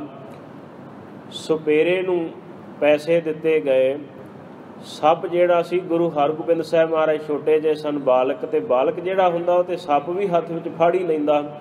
ਮਹਾਰਾਜ ਸਾਹਿਬ ਵੱਲ ਸੱਪ ਛੱਡ ਦਿੱਤਾ ਗਿਆ। ਮਹਾਰਾਜ ਨੇ ਉਹ ਸੱਪ ਹੀ ਮਾਰ ਦਿੱਤਾ। तीसरे साध संगत जी की कीता, एक ब्राह्मण सी, ਉਹਨੂੰ ਪੈਸੇ ਦਿੱਤੇ ਗਏ, ਦਹੀਂ ਦੇ ਵਿੱਚ ਜ਼ਹਿਰ ਘੋਲ ਕਰਕੇ ਸਤਿਗੁਰੂ ਨੂੰ ਛਕਾਉਣਾ ਚਾਹਿਆ। ਸਾਧ ਸੰਗਤ ਜੀ ਵਾਰ-ਵਾਰ ਐਸੀਆਂ ਕੋਝੀਆਂ ਹਰਕਤਾਂ ਕੀਤੀਆਂ, ਸਤਿਗੁਰੂ ਨੂੰ ਕੁਛ ਨਾ ਹੋਇਆ। ਤਾਂ ਸੱਚੇ ਪਾਤਸ਼ਾਹ ਵਾਹਿਗੁਰੂ ਦੀ ਰਜ਼ਾ ਦੇ ਵਿੱਚ ਹੀ ਰਹੇ। ਸਾਧ ਸੰਗਤ ਮੁੱਖ ਕਾਰਨ ਤਾਂ ਸਤਿਗੁਰੂ ਦੀ ਸ਼ਹੀਦੀ ਦਾ ਹੋਰ ਹੈ, ਇਹ ਤਾਂ ਸਾਰੇ ਪੂਰਕ ਕਾਰਨ ਹਨ, ਛੋਟੇ ਕਾਰਨ। ਬਾਬੇ ਪ੍ਰਿਥੀ ਚੰਦ ਦਾ ਘਰ ਵਿੱਚੋਂ ਵਿਰੋਧ ਕਰਨਾ। ਫਿਰ ਉਸ ਤੋਂ ਬਾਅਦ ਕੀ ਹੋਇਆ ਸਾਧ ਸੰਗਤ ਜੀ, ਬਾਬੇ ਪ੍ਰਿਥੀ ਚੰਦ ਦੀ ਬਹੁਤ ਜ਼ਿਆਦਾ ਨੇੜੇ ਦਾ ਸੰਬੰਧ ਸੀ ਸੁਲਹੀ ਖਾਨ ਤੇ ਸੁਲੱਭੀ ਖਾਨ ਦੇ ਨਾਲ। ਵਾਰੀ-ਵਾਰੀ ਇਹ ਦੋਵੇਂ ਭਰਾ ਵੀ ਆਏ ਸਤਿਗੁਰੂ ਸੱਚੇ ਪਾਤਸ਼ਾਹ ਜੀ ਦੇ ਵਾਰ ਕਰਨ ਵਾਸਤੇ। ਜਿਹੜਾ ਸੁਲੱਭੀ ਖਾਨ ਸੀ, ਇਹ ਜਦੋਂ ਰਸਤੇ ਦੇ ਵਿੱਚ ਆ ਰਿਹਾ ਸੀ ਤੇ ਰਸਤੇ ਵਿੱਚ ਹੀ ਇਹਨੂੰ ਇੱਕ ਪਠਾਨ ਨੇ, ਇੱਕ ਹਾਕਮ ਨੇ, ਸ਼ਾਇਦ ਸੈਯਦ ਨੇ ਮਾਰ ਮੁਕਾਇਆ ਸੀ। ਸਤਿਗੁਰੂ ਤੱਕ ਨਹੀਂ ਸੀ ਪਹੁੰਚ ਸਕਿਆ, ਬਿਆਸ ਦਰਿਆ ਦੇ ਕੰਢੇ ਪਰ ਹੀ। ਜਦੋਂ ਸੁਲਹੀ ਖਾਨ ਚੜ੍ਹ ਕਰਕੇ ਆਇਆ ਆਪਣੀ ਫੌਜ ਲੈ ਕਰਕੇ, ਸਿੱਖਾਂ ਨੂੰ ਪਤਾ ਲੱਗ ਗਿਆ ਕਿ ਸਤਿਗੁਰੂ ਸੱਚੇ ਪਾਤਸ਼ਾਹ ਜੀ ਦੇ ਉੱਪਰ ਹਮਲਾ ਹੋਵੇਗਾ, ਤਾਂ ਸਿੱਖਾਂ ਨੇ ਪਹਿਲਾਂ ਸਤਿਗੁਰੂ ਨੂੰ ਸਲਾਹ ਦਿੱਤੀ ਕਿ ਗੁਰੂ ਅਰਜਨ ਦੇਵ ਸਾਹਿਬ ਜੀ, ਆਪ ਜੀ ਕਿਰਪਾ ਕਰੋ, ਆਪਾਂ ਚਿੱਠੀ ਲਿਖ ਕਰਕੇ ਭੇਜ ਦਈਏ ਕਿ ਸੁਲਹੀ ਖਾਨ ਤੇਰਾ ਸਾਡੇ ਨਾਲ ਕੋਈ ਵੈਰ ਵਿਰੋਧ ਤਾਂ ਹੈ ਨਹੀਂ ਹੈ, ਸਾਡੀ ਕੋਈ ਤੇਰੇ ਨਾਲ ਈਰਖਾ ਨਹੀਂ, ਤੂੰ ਕਿਉਂ ਸਾਡੇ ਨਾਲ ਵਿਰੋਧ ਕਰਦਾ, ਤੇ ਆਪੇ ਹੀ ਉਹ ਪਿੱਛੇ ਚਲਾ ਜਾਏਗਾ। ਦੂਜੀ ਗੱਲ ਇਹ ਹੈ ਕਿ ਆਪਾਂ 2 ਵਿਅਕਤੀ ਭੇਜੀਏ, ਕੋਈ 4 ਸਿੱਖ ਭੇਜੀਏ ਤੇ ਸੰਧੀ ਕਰ ਲਈਏ, ਜਾਂ ਕੋਈ ਆਪਾਂ ਯਤਨ ਕਰ ਲਈਏ। ਤੀਜੀ ਇਹ ਗੱਲ ਹੈ, ਤੇ ਗੁਰੂ ਕਾ ਸ਼ਬਦੋ ਦਰਜ ਹੈ, ਪ੍ਰਥਮੇ ਮਤਾ ਜੇ ਪੱਤਰੀ ਚਲਾਵੋ। ਪਹਿਲਾ ਜੇ ਤੁਸੀਂ ਮਤਾ ਕਹਿੰਦੇ ਹੋ ਕਿ ਮੈਂ ਪੱਤਰੀ ਲਿਖ ਕਰਕੇ, ਚਿੱਠੀ ਲਿਖ ਕਰਕੇ ਭੇਜਾਂ, ਇਹ ਵੀ ਮਨਜ਼ੂਰ ਨਹੀਂ ਹੈ। ਔਰ ਦੂਤੀਏ ਮਤਾ ਦੋਏ ਮਨੁੱਖ ਪਹਿਚਾਵੋ। ਦੂਜਾ ਮਤਾ ਇਹ ਹੈ ਕਿ 2 ਵਿਅਕਤੀ 2 ਸਿੱਖ ਭੇਜੇ ਜਾਵਣ, ਇਹ ਵੀ ਨਹੀਂ ਮੈਨੂੰ ਭਾਉਂਦਾ। ਔਰ ਤੀਜਾ ਜੇ ਤੁਸੀਂ ਕਹਿੰਦੇ ਹੋ, ਤ੍ਰਿਤੀਏ ਮਤਾ ਕਿਛ ਕਰੋ ਉਪਾਇਆ, ਕੋਈ ਉਪਾਅ, ਕੋਈ ਯਤਨ ਕਰ ਲਿਆ ਜਾਏ ਬਚਣ ਦਾ ਭਾਵ, ਜਾਂ ਤਾਂ ਇੱਥੋਂ ਆਪਾਂ ਚਲੇ ਜਾਈਏ, ਅੱਗਾ ਪਿੱਛਾ ਕਰ ਲਈਏ ਕੋਈ, ਕਿ ਸੁਲਹੀ ਖਾਨ ਆਵੇ ਤੇ ਖਾਲੀ ਮੁੜ ਜਾਏ। ਇਹ 3 ਸਿੱਖਾਂ ਨੇ ਸਾਧ ਸੰਗਤ ਜੀ ਸਲਾਹਾਂ ਦਿੱਤੀਆਂ। ਸਤਿਗੁਰੂ ਨੇ ਕਿਹਾ ਨਹੀਂ, ਮੈਂ ਸਭ ਕੁਛ ਛੋੜ ਪ੍ਰਭ ਤੂੰ ਹੀ ਧਿਆਇਆ। ਮੈਂ ਸਾਰਾ ਕੁਝ ਛੱਡ ਕਰਕੇ, ਸਤਿਗੁਰੂ ਕਹਿੰਦੇ ਅਕਾਲ ਪੁਰਖ ਜੀ, ਪ੍ਰਭੂ ਜੀ ਆਪ ਜੀ ਨੂੰ ਹੀ ਧਿਆਉਣਾ ਕੀਤਾ ਹੈ। ਸਾਧ ਸੰਗਤ ਸਮਾਂ ਆਇਆ, ਕਿੰਨੇ ਯਤਨ ਕੀਤੇ ਗਏ ਨੇ ਸਤਿਗੁਰੂ ਨੂੰ ਡਲਾਉਣ ਵਾਸਤੇ, ਪਰ ਸਤਿਗੁਰੂ ਡੋਲਦੇ ਨਹੀਂ ਹਨ। ਮਹਾਰਾਜ ਕੈਸੇ ਹਨ। ਸੁਲਹੀ ਖਾਨ ਆਇਆ ਤੇ ਬਾਬਾ ਪ੍ਰਿਥੀ ਚੰਦ ਆਪਣੇ ਆਵੇ ਦਿਖਾਉਣ ਵਾਸਤੇ ਪਿੰਡ ਲੈ ਗਿਆ। ਦੇਖਦਿਆਂ ਦੇਖਦਿਆਂ ਘੋੜਾ ਐਸਾ ਡਰਿਆ ਕਿ ਆਵੇ ਦੇ ਵਿੱਚ ਛਾਲ ਮਾਰ ਦਿੱਤੀ ਉਸਨੇ, ਅੱਗ ਦੇ ਵਿੱਚ ਸੜ ਕਰਕੇ ਸੁਲਹੀ ਖਾਨ ਮਰ ਗਿਆ। ਸਾਧ ਸੰਗਤ ਜੀ, ਔਰ ਸਤਿਗੁਰੂ ਸੱਚੇ ਪਾਤਸ਼ਾਹ ਜੀ ਨੇ ਇਹ ਵੀ ਬਚਨ ਗੁਰਬਾਣੀ ਦੇ ਵਿੱਚ ਦਰਜ ਹੈ ਮਹਾਰਾਜ ਸਾਹਿਬ ਦਾ। ਸਤਿਗੁਰੂ ਕਹਿੰਦੇ ਨੇ, ਸੁਲਹੀ ਤੇ ਨਾਰਾਇਣ ਰਾਖ, ਸੁਲਹੀ ਕਾ ਹਾਥ ਕਹੀਂ ਨਾ ਪਹੁੰਚੇ, ਸੁਲਹੀ ਹੋਏ ਮੁਆ ਨਾ ਪਾਕ। ਅਪਵਿੱਤਰ ਹੋ ਕਰਕੇ ਸਾਧ ਸੰਗਤ ਜੀ ਉਹ ਮਰਿਆ। ਮੁਸਲਮਾਨ ਦੱਬਦੇ ਨੇ, ਉਹ ਸੜ ਕੇ ਸਵਾਹ ਹੋ ਗਿਆ ਭੱਠੇ ਵਿੱਚ, ਉਹਨਾਂ ਦਾ ਹੱਥ ਨਹੀਂ ਸਤਿਗੁਰੂ ਸਾਹਿਬ ਤੱਕ ਪਹੁੰਚ ਸਕਿਆ। ਇਹ ਸਾਧ ਸੰਗਤ ਜੀ ਇੱਕ ਪਰਿਵਾਰਕ ਕਾਰਨ ਸੀ, ਔਰ ਸਤਿਗੁਰੂ ਨੂੰ ਸਮੇਂ-ਸਮੇਂ ਤਪਾਇਆ ਗਿਆ। ਦੂਜਾ ਸਾਧ ਸੰਗਤ ਜੀ ਕਾਰਨ ਜਿਹੜਾ ਹੈ, ਇਹ ਵੀ ਛੋਟਾ ਹੀ ਕਾਰਨ ਹੈ, ਮੁੱਖ ਕਾਰਨ ਨਹੀਂ। ਉਹ ਹੈ ਦੀਵਾਨ ਚੰਦੂ ਦੀ ਪੁੱਤਰੀ ਦਾ ਰਿਸ਼ਤਾ ਗੁਰੂ ਹਰਗੋਬਿੰਦ ਸਾਹਿਬ ਮਹਾਰਾਜ ਦੇ ਨਾਲ ਜੋੜਨ ਵਾਸਤੇ ਪ੍ਰੋਹਤ ਆਏ। ਸਤਿਗੁਰੂ ਨੂੰ ਪਤਾ ਲੱਗ ਗਿਆ, ਸਗਾਈ ਤਾਂ ਹੋ ਗਈ ਸੀ। ਜਦੋਂ ਦੂਜੀ ਵਾਰ ਆਏ ਸਗਾਈ ਕਰਨ ਵਾਸਤੇ ਮਹਾਰਾਜ ਸਾਹਿਬ ਜੀ ਨੂੰ, ਤਾਂ ਸਾਧ ਸੰਗਤ ਜੀ ਉਸ ਵੇਲੇ ਸੱਚੇ ਪਾਤਸ਼ਾਹ ਜੀ ਨੂੰ ਸੰਗਤ ਦੀ ਚਿੱਠੀ ਪ੍ਰਾਪਤ ਹੋਈ, ਦਿੱਲੀ ਦੀ ਸੰਗਤ ਦੀ। ਤਾਂ ਮਹਾਰਾਜ ਸਾਹਿਬ ਜੀ ਨੇ ਜਵਾਬ ਦਿੱਤਾ। ਮਹਾਰਾਜ ਕਹਿੰਦੇ, ਸੰਗਤ ਜਿਹੜੀ ਗੁਰੂ ਨਾਨਕ ਸਾਹਿਬ ਦੀ ਹੈ ਸਾਡੇ ਵਾਸਤੇ ਵੱਡੀ ਹੈ, ਸੰਗਤ ਗੁਰੂ ਰੂਪ ਹੈ, ਅਸੀਂ ਸੰਗਤ ਦਾ ਹੁਕਮ ਮੰਨਦੇ। ਮਹਾਰਾਜ ਨੇ ਕਿਹਾ ਇਹ ਰਿਸ਼ਤਾ ਨਹੀਂ ਹੋ ਸਕਦਾ, ਕਿਉਂਕਿ ਉਹਦੇ ਮਨ ਵਿੱਚ ਹੰਕਾਰ ਹੈ, ਆਪਣੇ ਆਪ ਨੂੰ ਵੱਡਾ ਮੰਨਦਾ ਤੇ ਗੁਰੂ ਘਰ ਨੂੰ ਛੋਟਾ। ਸਾਧ ਸੰਗਤ ਜੀ, ਉਸ ਦਿਨ ਤੋਂ ਉਹਦੇ ਮਨ ਦੇ ਵਿੱਚ ਵੀ ਬਹੁਤ ਵੱਡਾ ਈਰਖਾ ਸੀ, ਕ੍ਰੋਧ ਸੀ, ਬੜੇ ਯਤਨ ਉਸਨੇ ਕੀਤੇ ਸਤਿਗੁਰੂ ਨੂੰ ਠੇਸ ਪਹੁੰਚਾਉਣ ਦੇ।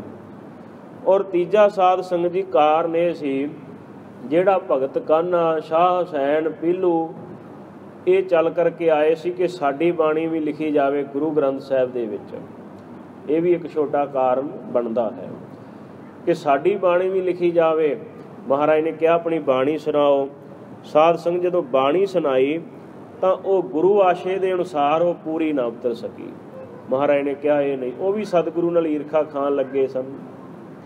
ਇਹ ਸਾਧ ਸੰਗਤ ਜੀ ਛੋਟੇ ਕਾਰਨ ਨੇ। ਮੇਨ ਜਿਹੜਾ ਮੁੱਖ ਕਾਰਨ ਕੀ ਆ, ਆਪ ਸਾਰੀ ਸੰਗਤ ਸੋਚਦੇ ਹੋਵੋਗੇ, ਕਿਉਂਕਿ ਜਿਹੜੇ ਗੁਰਸਿੱਖ ਸਿੱਖ ਇਤਿਹਾਸ ਦੇ ਸਾਖੀਕਾਰ ਨੇ, ਜਿਨ੍ਹਾਂ ਨੇ ਇਤਿਹਾਸ ਲਿਖਿਆ, ਇੱਥੋਂ ਤੱਕ ਭਾਈ ਗੁਰਦਾਸ ਸਾਹਿਬ ਜੀ ਨੂੰ ਵੀ ਪਤਾ ਨਹੀਂ ਲੱਗਾ। ਕਾਰਨ ਕੀ ਸੀ ਕਿ ਬਾਦਸ਼ਾਹ ਜੋ ਅਕਬਰ ਸੀ ਨਾ, ਇਹਦਾ ਸਮਾਂ ਸਾਧ ਸੰਗੀ ਰਾਜਕਾਲ ਤੀਜੇ ਪਾਤਸ਼ਾਹ ਗੁਰੂ ਅਮਰਦਾਸ ਸਾਹਿਬ ਜੀ ਦੇ ਸ਼ੁਰੂ ਹੋਇਆ। ਉਸੇ ਸਮੇਂ ਹੀ ਇਹ ਸਤਿਗੁਰੂ ਦੀ ਸ਼ਰਨ ਵੀ ਆਇਆ, ਮੱਥਾ ਵੀ ਟੇਕਿਆ, ਲੰਗਰ ਵੀ ਛਕਿਆ ਆਣ ਕਰਕੇ, ਔਰ ਸਤਿਗੁਰੂ ਨੂੰ ਭੇਟਾ ਦੇਣੀ ਚਾਹੀ, ਮਹਾਰਾਜ ਨੇ ਲਈ ਨਹੀਂ, ਆਪ ਜੀ ਜਾਣਦੇ ਹੋ। ਫਿਰ ਇਹਨੇ ਆਖਰ ਸਤਿਗੁਰੂ ਦੀ ਪੁੱਤਰੀ ਬੀਬੀ ਭਾਨੀ ਜੀ ਦੇ ਨਾਮ ਲਵਾ ਦਿੱਤੀਆਂ ਜ਼ਮੀਨਾਂ। ਜਿਸ ਇਲਾਕੇ ਦੇ ਵਿੱਚ ਗੁਰੂ ਕਾ ਚੱਕ ਨਗਰ ਵਸਿਆ ਸ੍ਰੀ ਹਰਿਮੰਦਰ ਸਾਹਿਬ, ਇਹ ਸਾਰਾ ਇਲਾਕਾ ਭੇਟਾ ਵਿੱਚੋਂ ਦਿੱਤਾ ਸੀ ਇਸਨੇ। ਔਰ ਇਹ ਕੁਝ ਸਾਧ ਸੰਗਤ ਜੀ ਠੀਕ ਢੰਗ ਦਾ, ਚੰਗੇ ਸੁਭਾਅ ਦਾ ਬੰਦਾ ਸੀ ਅਕਬਰ ਬਾਦਸ਼ਾਹ। ਔਰ ਅਕਬਰ ਬਾਦਸ਼ਾਹ ਚੌਥੇ ਪਾਤਸ਼ਾਹ ਮਹਾਰਾਜ ਦੇ ਟਾਈਮ ਵੀ ਰਿਹਾ। ਇਹ ਚਾਹੁੰਦਾ ਸੀ ਕਿ ਜਿਹੜੇ ਸਾਰੇ ਹੀ ਧਰਮਾਂ ਦੇ ਲੋਕਾਂ ਦਾ ਮਾਣ ਸਨਮਾਨ ਹੋਵੇ। ਤਾਂ ਕਈ ਵਾਰੀ ਇਹਦੀਆਂ ਬੁਲਾਈਆਂ ਹੋਈਆਂ ਵੱਡੀਆਂ ਮੀਟਿੰਗਾਂ ਦੇ ਵਿੱਚ ਸਾਰੇ ਧਰਮਾਂ ਦੇ ਜਿੱਥੇ ਆਗੂ ਜਾਂਦੇ ਜਾਂ ਉਹਨਾਂ ਦੇ ਪੈਰੋਕਾਰ ਜਾਂਦੇ, ਭਾਈ ਗੁਰਦਾਸ ਸਾਹਿਬ ਜੀ ਵੀ ਜਾਂਦੇ, ਔਰ ਜਾ ਕਰਕੇ ਗੁਰੂ ਘਰ ਦੇ ਵਿਚਾਰ ਪੇਸ਼ ਕਰਦੇ ਰਹੇ। ਸਾਧ ਸੰਗਤ ਇਸ ਤੋਂ ਬਾਅਦ ਇਹਦਾ ਕਾਲ ਸ਼ੁਰੂ ਹੋਇਆ। ਰਾਜ ਭਾਗ ਜਹਾਂਗੀਰ ਕੋਲ ਆਇਆ। ਇਹ ਅਕਬਰ ਦਾ ਪੁੱਤਰ ਹੈ। ਅਸਲ ਵਿੱਚ ਅਕਬਰ ਬਾਦਸ਼ਾਹ ਚਾਹੁੰਦਾ ਸੀ ਕਿ ਮੈਂ ਰਾਜ ਭਾਗ ਆਪਣੇ ਪੋਤਰੇ ਨੂੰ ਅਮੀਰ ਖੁਸਰੋ ਨੂੰ ਦੇ ਦੇਵਾਂ, ਕਿਉਂਕਿ ਉਹ ਜ਼ਿਆਦਾ ਲਾਇਕ ਹੈ, ਉਹ ਧਰਮੀ ਹੈ। ਪਰ ਸਾਧ ਸੰਗਤ ਜੀ ਬਗਾਵਤ ਖੜੀ ਹੋਈ, ਬਗਾਵਤ ਨੂੰ ਦੱਬ ਦਿੱਤਾ ਗਿਆ। ਇਹਨੇ ਜ਼ੋਰ ਦੇ ਨਾਲ ਹੀ ਰਾਜ ਭਾਗ ਪ੍ਰਾਪਤ ਕਰ ਲਿਆ। 7 ਦਿਨ ਸ਼ੋਕ ਰੱਖਿਆ ਗਿਆ। ਉਸ ਤੋਂ ਬਾਅਦ ਇਹ ਤਖਤ ਤੇ ਬੈਠਾ ਹੈ। ਸਾਧ ਸੰਗਤ ਆਉਂਦੇ ਸਮੇਂ ਹੀ ਇਸਨੇ ਕੀ ਕਰਨਾ ਕੀਤਾ, ਵਧੀਕੀਆਂ ਸ਼ੁਰੂ ਕੀਤੀਆਂ। ਮੁਸਲਮਾਨ ਧਰਮ ਨੂੰ ਇਹਨੇ ਪ੍ਰਫੁੱਲਤ ਕੀਤਾ, ਹਿੰਦੂਆਂ ਨੂੰ ਦਬਾਉਣਾ ਚਾਹੁੰਦਾ ਹੈ, ਸਜ਼ਾਵਾਂ ਦਿੰਦਾ, ਆਜ਼ਾਦੀ ਉਹਨਾਂ ਦੀ ਖਤਮ ਕਰਦਾ। ਆਪ ਆਪਣੀ ਇਹ ਤੁਝ ਕੇ ਜਹਾਂਗੀਰੀ ਵਿੱਚ ਇਸਨੇ ਜ਼ਿਕਰ ਵੀ ਕੀਤਾ। ਕਹਿਣ ਲੱਗਾ ਕਿ ਮੈਂ ਖੁਦ ਜਦੋਂ ਅਜਮੇਰ ਸ਼ਰੀਫ ਵਾਸਤੇ ਇੱਕ ਐਸਾ ਦੇਗਚਾ ਤਿਆਰ ਕਰਵਾਇਆ ਜਿਹਦੇ ਵਿੱਚ 5000 ਬੰਦਿਆਂ ਵਾਸਤੇ ਖਾਣਾ ਤੇ ਪੱਕ ਕਰਕੇ ਇੱਕੋ ਟਾਈਮ ਤਿਆਰ ਹੋ ਜਾਂਦਾ ਸੀ, ਉਹ ਮੈਂ ਜਦੋਂ ਉੱਥੇ ਭੇਟਾ ਕਰਨ ਗਿਆ, ਦੇਣ ਵਾਸਤੇ ਗਿਆ, ਤੇ ਨੇੜੇ ਹੀ ਕੁਝ 3 ਮੀਲ ਦੀ ਵਿੱਥ ਤੇ ਪੁਸ਼ਕਰ ਦਾ ਤੀਰਥ ਹੈ ਹਿੰਦੂਆਂ ਦਾ। ਉਸ ਜਗ੍ਹਾ ਤੇ ਜਾ ਕਰਕੇ ਮੈਂ ਤਲਾਬ ਦੇਖਿਆ। ਤਾਂ ਤਲਾਬ ਤੇ ਸਾਧ ਸੰਗਤ ਜੀ ਜਲ ਦੇ ਵਿੱਚ ਤੁਹਾਨੂੰ ਪਤਾ ਹੀ ਹੈ ਮੁਰਗਾਬੀਆਂ ਜਿਹੜੀਆਂ ਨੇ ਹੋਇਆ ਕਰਦੀਆਂ। ਉੱਥੇ 2 ਦਿਨ ਤੱਕ ਇਸ ਨੇ ਸ਼ਿਕਾਰ ਖੇਡਿਆ। ਔਰ ਮੰਦਰ ਵਿੱਚ ਜਿਹੜੀ ਮੂਰਤੀ ਸੀ ਉਹ ਵੀ ਭੰਨ ਕਰਕੇ ਤਲਾਬ ਦੇ ਵਿੱਚ ਸੁੱਟ ਆਇਆ। ਇੰਨਾ ਅਤਿਆਚਾਰ ਕਰਨਾ ਸ਼ੁਰੂ ਕੀਤਾ। ਉੱਥੋਂ ਹੀ ਸਾਧ ਸੰਗਤ ਜੀ ਸਤਿਗੁਰੂ ਸੱਚੇ ਪਾਤਸ਼ਾਹ ਦੀ ਸ਼ਹੀਦੀ ਦਾ ਕਾਰਨ ਬਣਦਾ ਹੈ, ਕਿਉਂਕਿ ਉਸ ਵਕਤ ਵਿੱਚ ਗੁਰੂ ਅਰਜਨ ਦੇਵ ਸਾਹਿਬ ਮਹਾਰਾਜ ਦੀ ਪ੍ਰਸਿੱਧੀ ਜਗਤ ਵਿੱਚ ਪੂਰੀ ਹੋਈ। ਕਿਉਂਕਿ ਸਤਿਗੁਰੂ ਨੇ ਸ੍ਰੀ ਹਰਿਮੰਦਰ ਸਾਹਿਬ ਮਹਾਰਾਜ ਨੇ ਨੀਂਹ ਸਾਈਂ ਮੀਆਂ ਮੀਰ ਜੀ ਦੇ ਕੋਲੋਂ ਰਖਾਈ। ਸਤਿਗੁਰੂ ਦੇ ਚਰਨਾਂ ਦੇ ਵਿੱਚ ਮੁਸਲਮਾਨ ਵੀ ਆਉਂਦੇ, ਹਿੰਦੂ ਵੀ ਆਉਂਦੇ, ਸਿੱਖ ਤਾਂ ਸਤਿਗੁਰੂ ਦੇ ਹੈ ਹੀ ਪਿਆਰੇ। ਸਾਰਾ ਜਗਤ ਸਤਿਗੁਰੂ ਦੇ ਚਰਨਾਂ ਵਿੱਚ ਆਣ ਕਰਕੇ ਸਾਧ ਸੰਗਤ ਜੀ ਸਿਰ ਝੁਕਾਉਂਦਾ। ਬਹੁਤ ਦੂਰ ਤੱਕ ਸਤਿਗੁਰੂ ਦੀ ਪ੍ਰਸਿੱਧੀ ਹੋਈ। ਮਹਾਰਾਜ ਨੇ ਫਿਰ ਸਮਾਜ ਦੇ ਭਲਾਈ ਦੇ ਕੰਮ ਵੀ ਕੀਤੇ। ਸਤਿਗੁਰੂ ਨੇ ਜਿੱਥੇ ਪਾਣੀ ਦੀ ਲੋੜ ਹੁੰਦੀ ਉੱਥੇ ਖੂਹ ਲਵਾਏ, ਤਲਾਬ ਬਣਵਾਏ। ਸਤਿਗੁਰੂ ਨੇ ਬੌਲੀ ਸਾਹਿਬ ਬਣਵਾਈ, ਜਿਵੇਂ ਲਾਹੌਰ ਦੀ ਧਰਤੀ ਤੇ ਹੈ। ਔਰ ਇਸੇ ਤਰ੍ਹਾਂ ਸਤਿਗੁਰੂ ਸਾਹਿਬ ਜੀ ਨੇ ਸ੍ਰੀ ਕਰਤਾਰਪੁਰ ਸਾਹਿਬ ਦੀ ਧਰਤੀ ਵਸਾਈ ਹੈ ਜਲੰਧਰ ਦੇ ਪਾਸ। ਹੋਰ ਵੀ ਨਗਰ ਮਹਾਰਾਜ ਸਾਹਿਬ ਜੀ ਨੇ ਵਸਾਏ। ਸ੍ਰੀ ਤਰਨ ਤਾਰਨ ਸਾਹਿਬ ਦਾ ਮਹਾਨ ਦਰਬਾਰ, ਮਹਾਨ ਸਰੋਵਰ ਤਿਆਰ ਕਰਵਾਇਆ। ਸੱਚੇ ਪਾਤਸ਼ਾਹ ਜੀ ਦੇ ਟਾਈਮ ਸਿੱਖੀ ਦਾ ਪ੍ਰਚਾਰ ਸਾਧ ਸੰਗਤ ਜੀ ਅਥਾਹ ਹੋਇਆ। ਔਰ ਆਪਣੇ ਆਪ ਹੀ ਲੋਕ ਖਿੱਚੇ ਹੋਏ ਸਿੱਖ ਧਰਮ ਦੇ ਵਿੱਚ ਆਉਣ ਲੱਗੇ, ਸਿੱਖ ਬਣਨ ਲੱਗੇ ਸਤਿਗੁਰੂ ਦੇ। ਔਰ ਜਿੱਥੋਂ ਸਾਧ ਸੰਗਤ ਜੀ ਇਹ ਨਕਸ਼ਬੰਦੀਏ ਜਿਹੜੇ ਸਨ, ਮੈਂ ਕਹਿ ਦੇਵਾਂ ਆਮ ਸ਼ਬਦ ਦੇ ਵਿੱਚ, ਜਿਹੜੇ ਮੁਸਲਮਾਨ ਧਰਮ ਦੇ ਕੱਟੜਪੰਥੀ ਸਨ, ਇਹਨਾਂ ਕੱਟੜਪੰਥੀਆਂ ਨੇ ਜਹਾਂਗੀਰ ਬਾਦਸ਼ਾਹ ਨੂੰ ਚੁੱਕਿਆ ਕਿ ਬਾਦਸ਼ਾਹ ਦੇਖ, ਤੂੰ ਚਾਹੁੰਦਾ ਹੈ ਕਿ ਮੈਂ ਹਿੰਦੂਆਂ ਨੂੰ ਮੁਸਲਮਾਨ ਬਣਾ ਲਵਾਂ, ਪਰ ਇੱਕ ਸਿੱਖ ਗੁਰੂ ਨੇ ਕੀ ਹਿੰਦੂ ਤੇ ਕੀ ਮੁਸਲਮਾਨ ਆਪਣੇ ਨਾਲ ਜੋੜ ਲਏ ਹਨ, ਆਪਣੇ ਚਰਨੀ ਪਾ ਲਏ। ਸਾਧ ਸੰਗਤ ਮੈਂ ਜ਼ਿਕਰ ਕੀਤਾ ਕਿ ਆਪਣੇ ਜਿਹੜੇ ਸਾਖੀਕਾਰ ਸਨ ਗੁਰਸਿੱਖ, ਉਹਨਾਂ ਨੂੰ ਪਤਾ ਨਹੀਂ ਲੱਗਾ ਕਿ ਕੀ ਕਾਰਨ ਬਣਿਆ। ਕਿਉਂਕਿ 7 ਮਹੀਨਿਆਂ ਦੇ ਵਿੱਚ ਹੀ ਸਾਧ ਸੰਗਤ ਜੀ ਇਹਨੇ ਗੁਰੂ ਜਦੋਂ ਦਾ ਇਹ ਆਪਣੇ ਤਖਤ ਤੇ ਬੈਠਾ 7ਵੇਂ ਮਹੀਨੇ ਵਿੱਚ ਗੁਰੂ ਅਰਜਨ ਦੇਵ ਸਾਹਿਬ ਜੀ ਨੂੰ ਗ੍ਰਿਫਤਾਰ ਕਰਨ ਦਾ ਹੁਕਮ ਇਹਨੇ ਲਾਗੂ ਕਰ ਦਿੱਤਾ ਸੀ। 7ਵੇਂ ਮਹੀਨੇ ਹੀ ਇੰਨੀ ਛੇਤੀ ਉਹਨਾਂ ਨੇ ਚੁੱਕਿਆ ਕਿ ਤੂੰ ਇਸ ਤਰ੍ਹਾਂ ਕਰ, ਇਹਨਾਂ ਨੂੰ ਫੜ ਇਹਨਾਂ ਨੂੰ ਟੈਕਸ ਦੇ ਲਾ, ਇਹਨਾਂ ਨੂੰ ਸਜ਼ਾ ਦੇ। ਜੇ ਇਸੇ ਤਰ੍ਹਾਂ ਤੇਰੇ ਰਾਜ ਵਿੱਚ ਰਹੇ ਤਾਂ ਬਹੁਤ ਇਹਨਾਂ ਦਾ ਰਾਜ ਵੱਧ ਜਾਏਗਾ। ਤਾਂ ਦੋ ਬੰਦੇ ਜਿਹੜੇ ਸਾਧ ਸੰਗਤ ਜੀ ਉਸ ਵੇਲੇ ਜਿਨ੍ਹਾਂ ਦੇ ਨਾਮ ਮੋਹਰੀ ਆਉਂਦੇ ਨੇ ਮੇਨ ਪਹਿਲੀ ਕਤਾਰ ਵਿੱਚ, ਉਹ ਹਨ ਇੱਕ ਸ਼ੇਖ ਅਹਿਮਦ ਸਰਹੰਦੀ ਅਤੇ ਦੂਜਾ ਹੈ ਮੁਰਤਜ਼ਾ ਖਾਨ।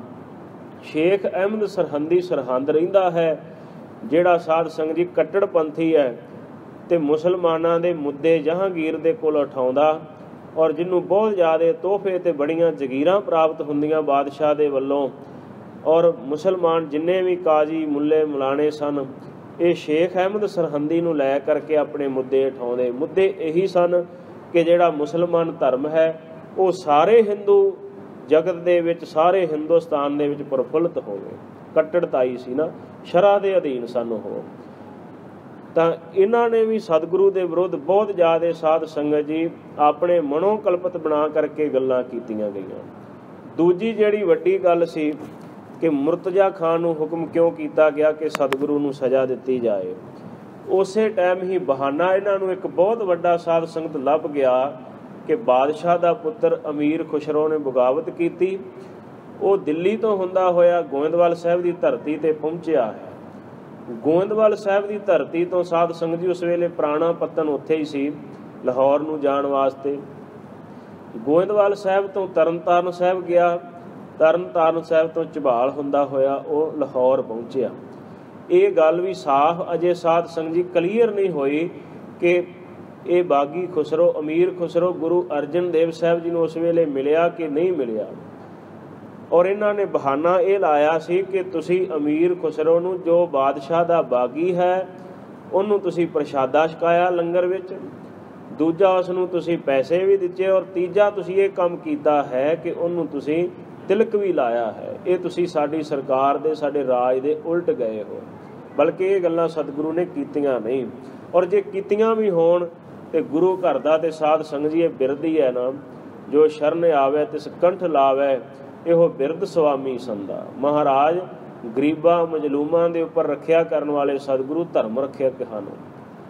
ਔਰ ਸਤਿਗੁਰੂ ਸੱਚੇ ਪਾਤਸ਼ਾਹ ਨੂੰ ਸਾਧ ਸੰਗਤ ਜੀ ਇਹ ਹੁਕਮ ਹੋਇਆ ਮੁਰਤਜ਼ਾ ਖਾਨ ਦੇ ਰਾਹੀਂ। ਜੋ ਮੁਰਤਜ਼ਾ ਖਾਨ ਬਹੁਤ ਵੱਡੀ ਪਦਵੀ ਸੀ, ਜਿਹਦੇ ਕੋਲ ਪੰਜਾਬ ਦੀ ਲਾਹੌਰ ਤੋਂ ਆਪ ਇਹਨੇ ਆਪਣੀ ਤੁਝਕੇ ਜਹਾਂਗੀਰੀ ਦੇ ਵਿੱਚ ਜ਼ਿਕਰ ਕੀਤਾ। ਇਤਿਹਾਸ ਵਿੱਚ ਇਹ ਗੱਲ ਪਤਾ ਲੱਗੀ ਹੋਣਾ ਕਰਕੇ ਜਦੋਂ ਸਿੱਖ ਵਿਦਵਾਨਾਂ ਨੇ ਖੋਜ ਕੀਤੀ, ਉਹਦੇ ਵਿੱਚ ਇਹਨੇ ਬਹੁਤ ਜ਼ਿਆਦਾ ਸਤਿਗੁਰੂ ਸੱਚੇ ਪਾਤਸ਼ਾਹ ਜੀ ਦੇ ਉਲਟ ਬਹੁਤ ਕੁਝ ਬੋਲਿਆ ਹੈ। ਪਹਿਲੀ ਤਾਂ ਗੱਲ ਇਹ ਲਿਖਦਾ ਕਿ ਬਿਆਸ ਦਰਿਆ ਦੇ ਕੰਢੇ ਤਰਨ ਤਾਰਨ ਦੇ ਨਜ਼ਦੀਕ ਇੱਕ ਗੁਰੂ ਅਰਜਨ ਨਾਮਕ ਪਖੰਡੀ ਫਕੀਰ ਰਹਿੰਦਾ ਹੈ। ਇਹ ਸਤਿਗੁਰੂ ਵਾਸਤੇ ਐਸੇ ਘੋਰ ਭੈੜੇ ਬੋਲ ਬੋਲੇ ਇਸਨੇ।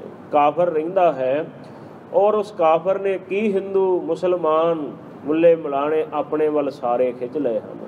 ਉਹਨੇ ਬਹੁਤ ਪਖੰਡ ਚਲਾਇਆ ਹੋਇਆ। ਇਹ ਵੀ ਸ਼ਬਦ ਇਸ ਦੇ ਹੀ ਹਨ, ਆਪਣੀ ਕਲਮ ਤੋਂ ਲਿਖੇ ਹੋਏ।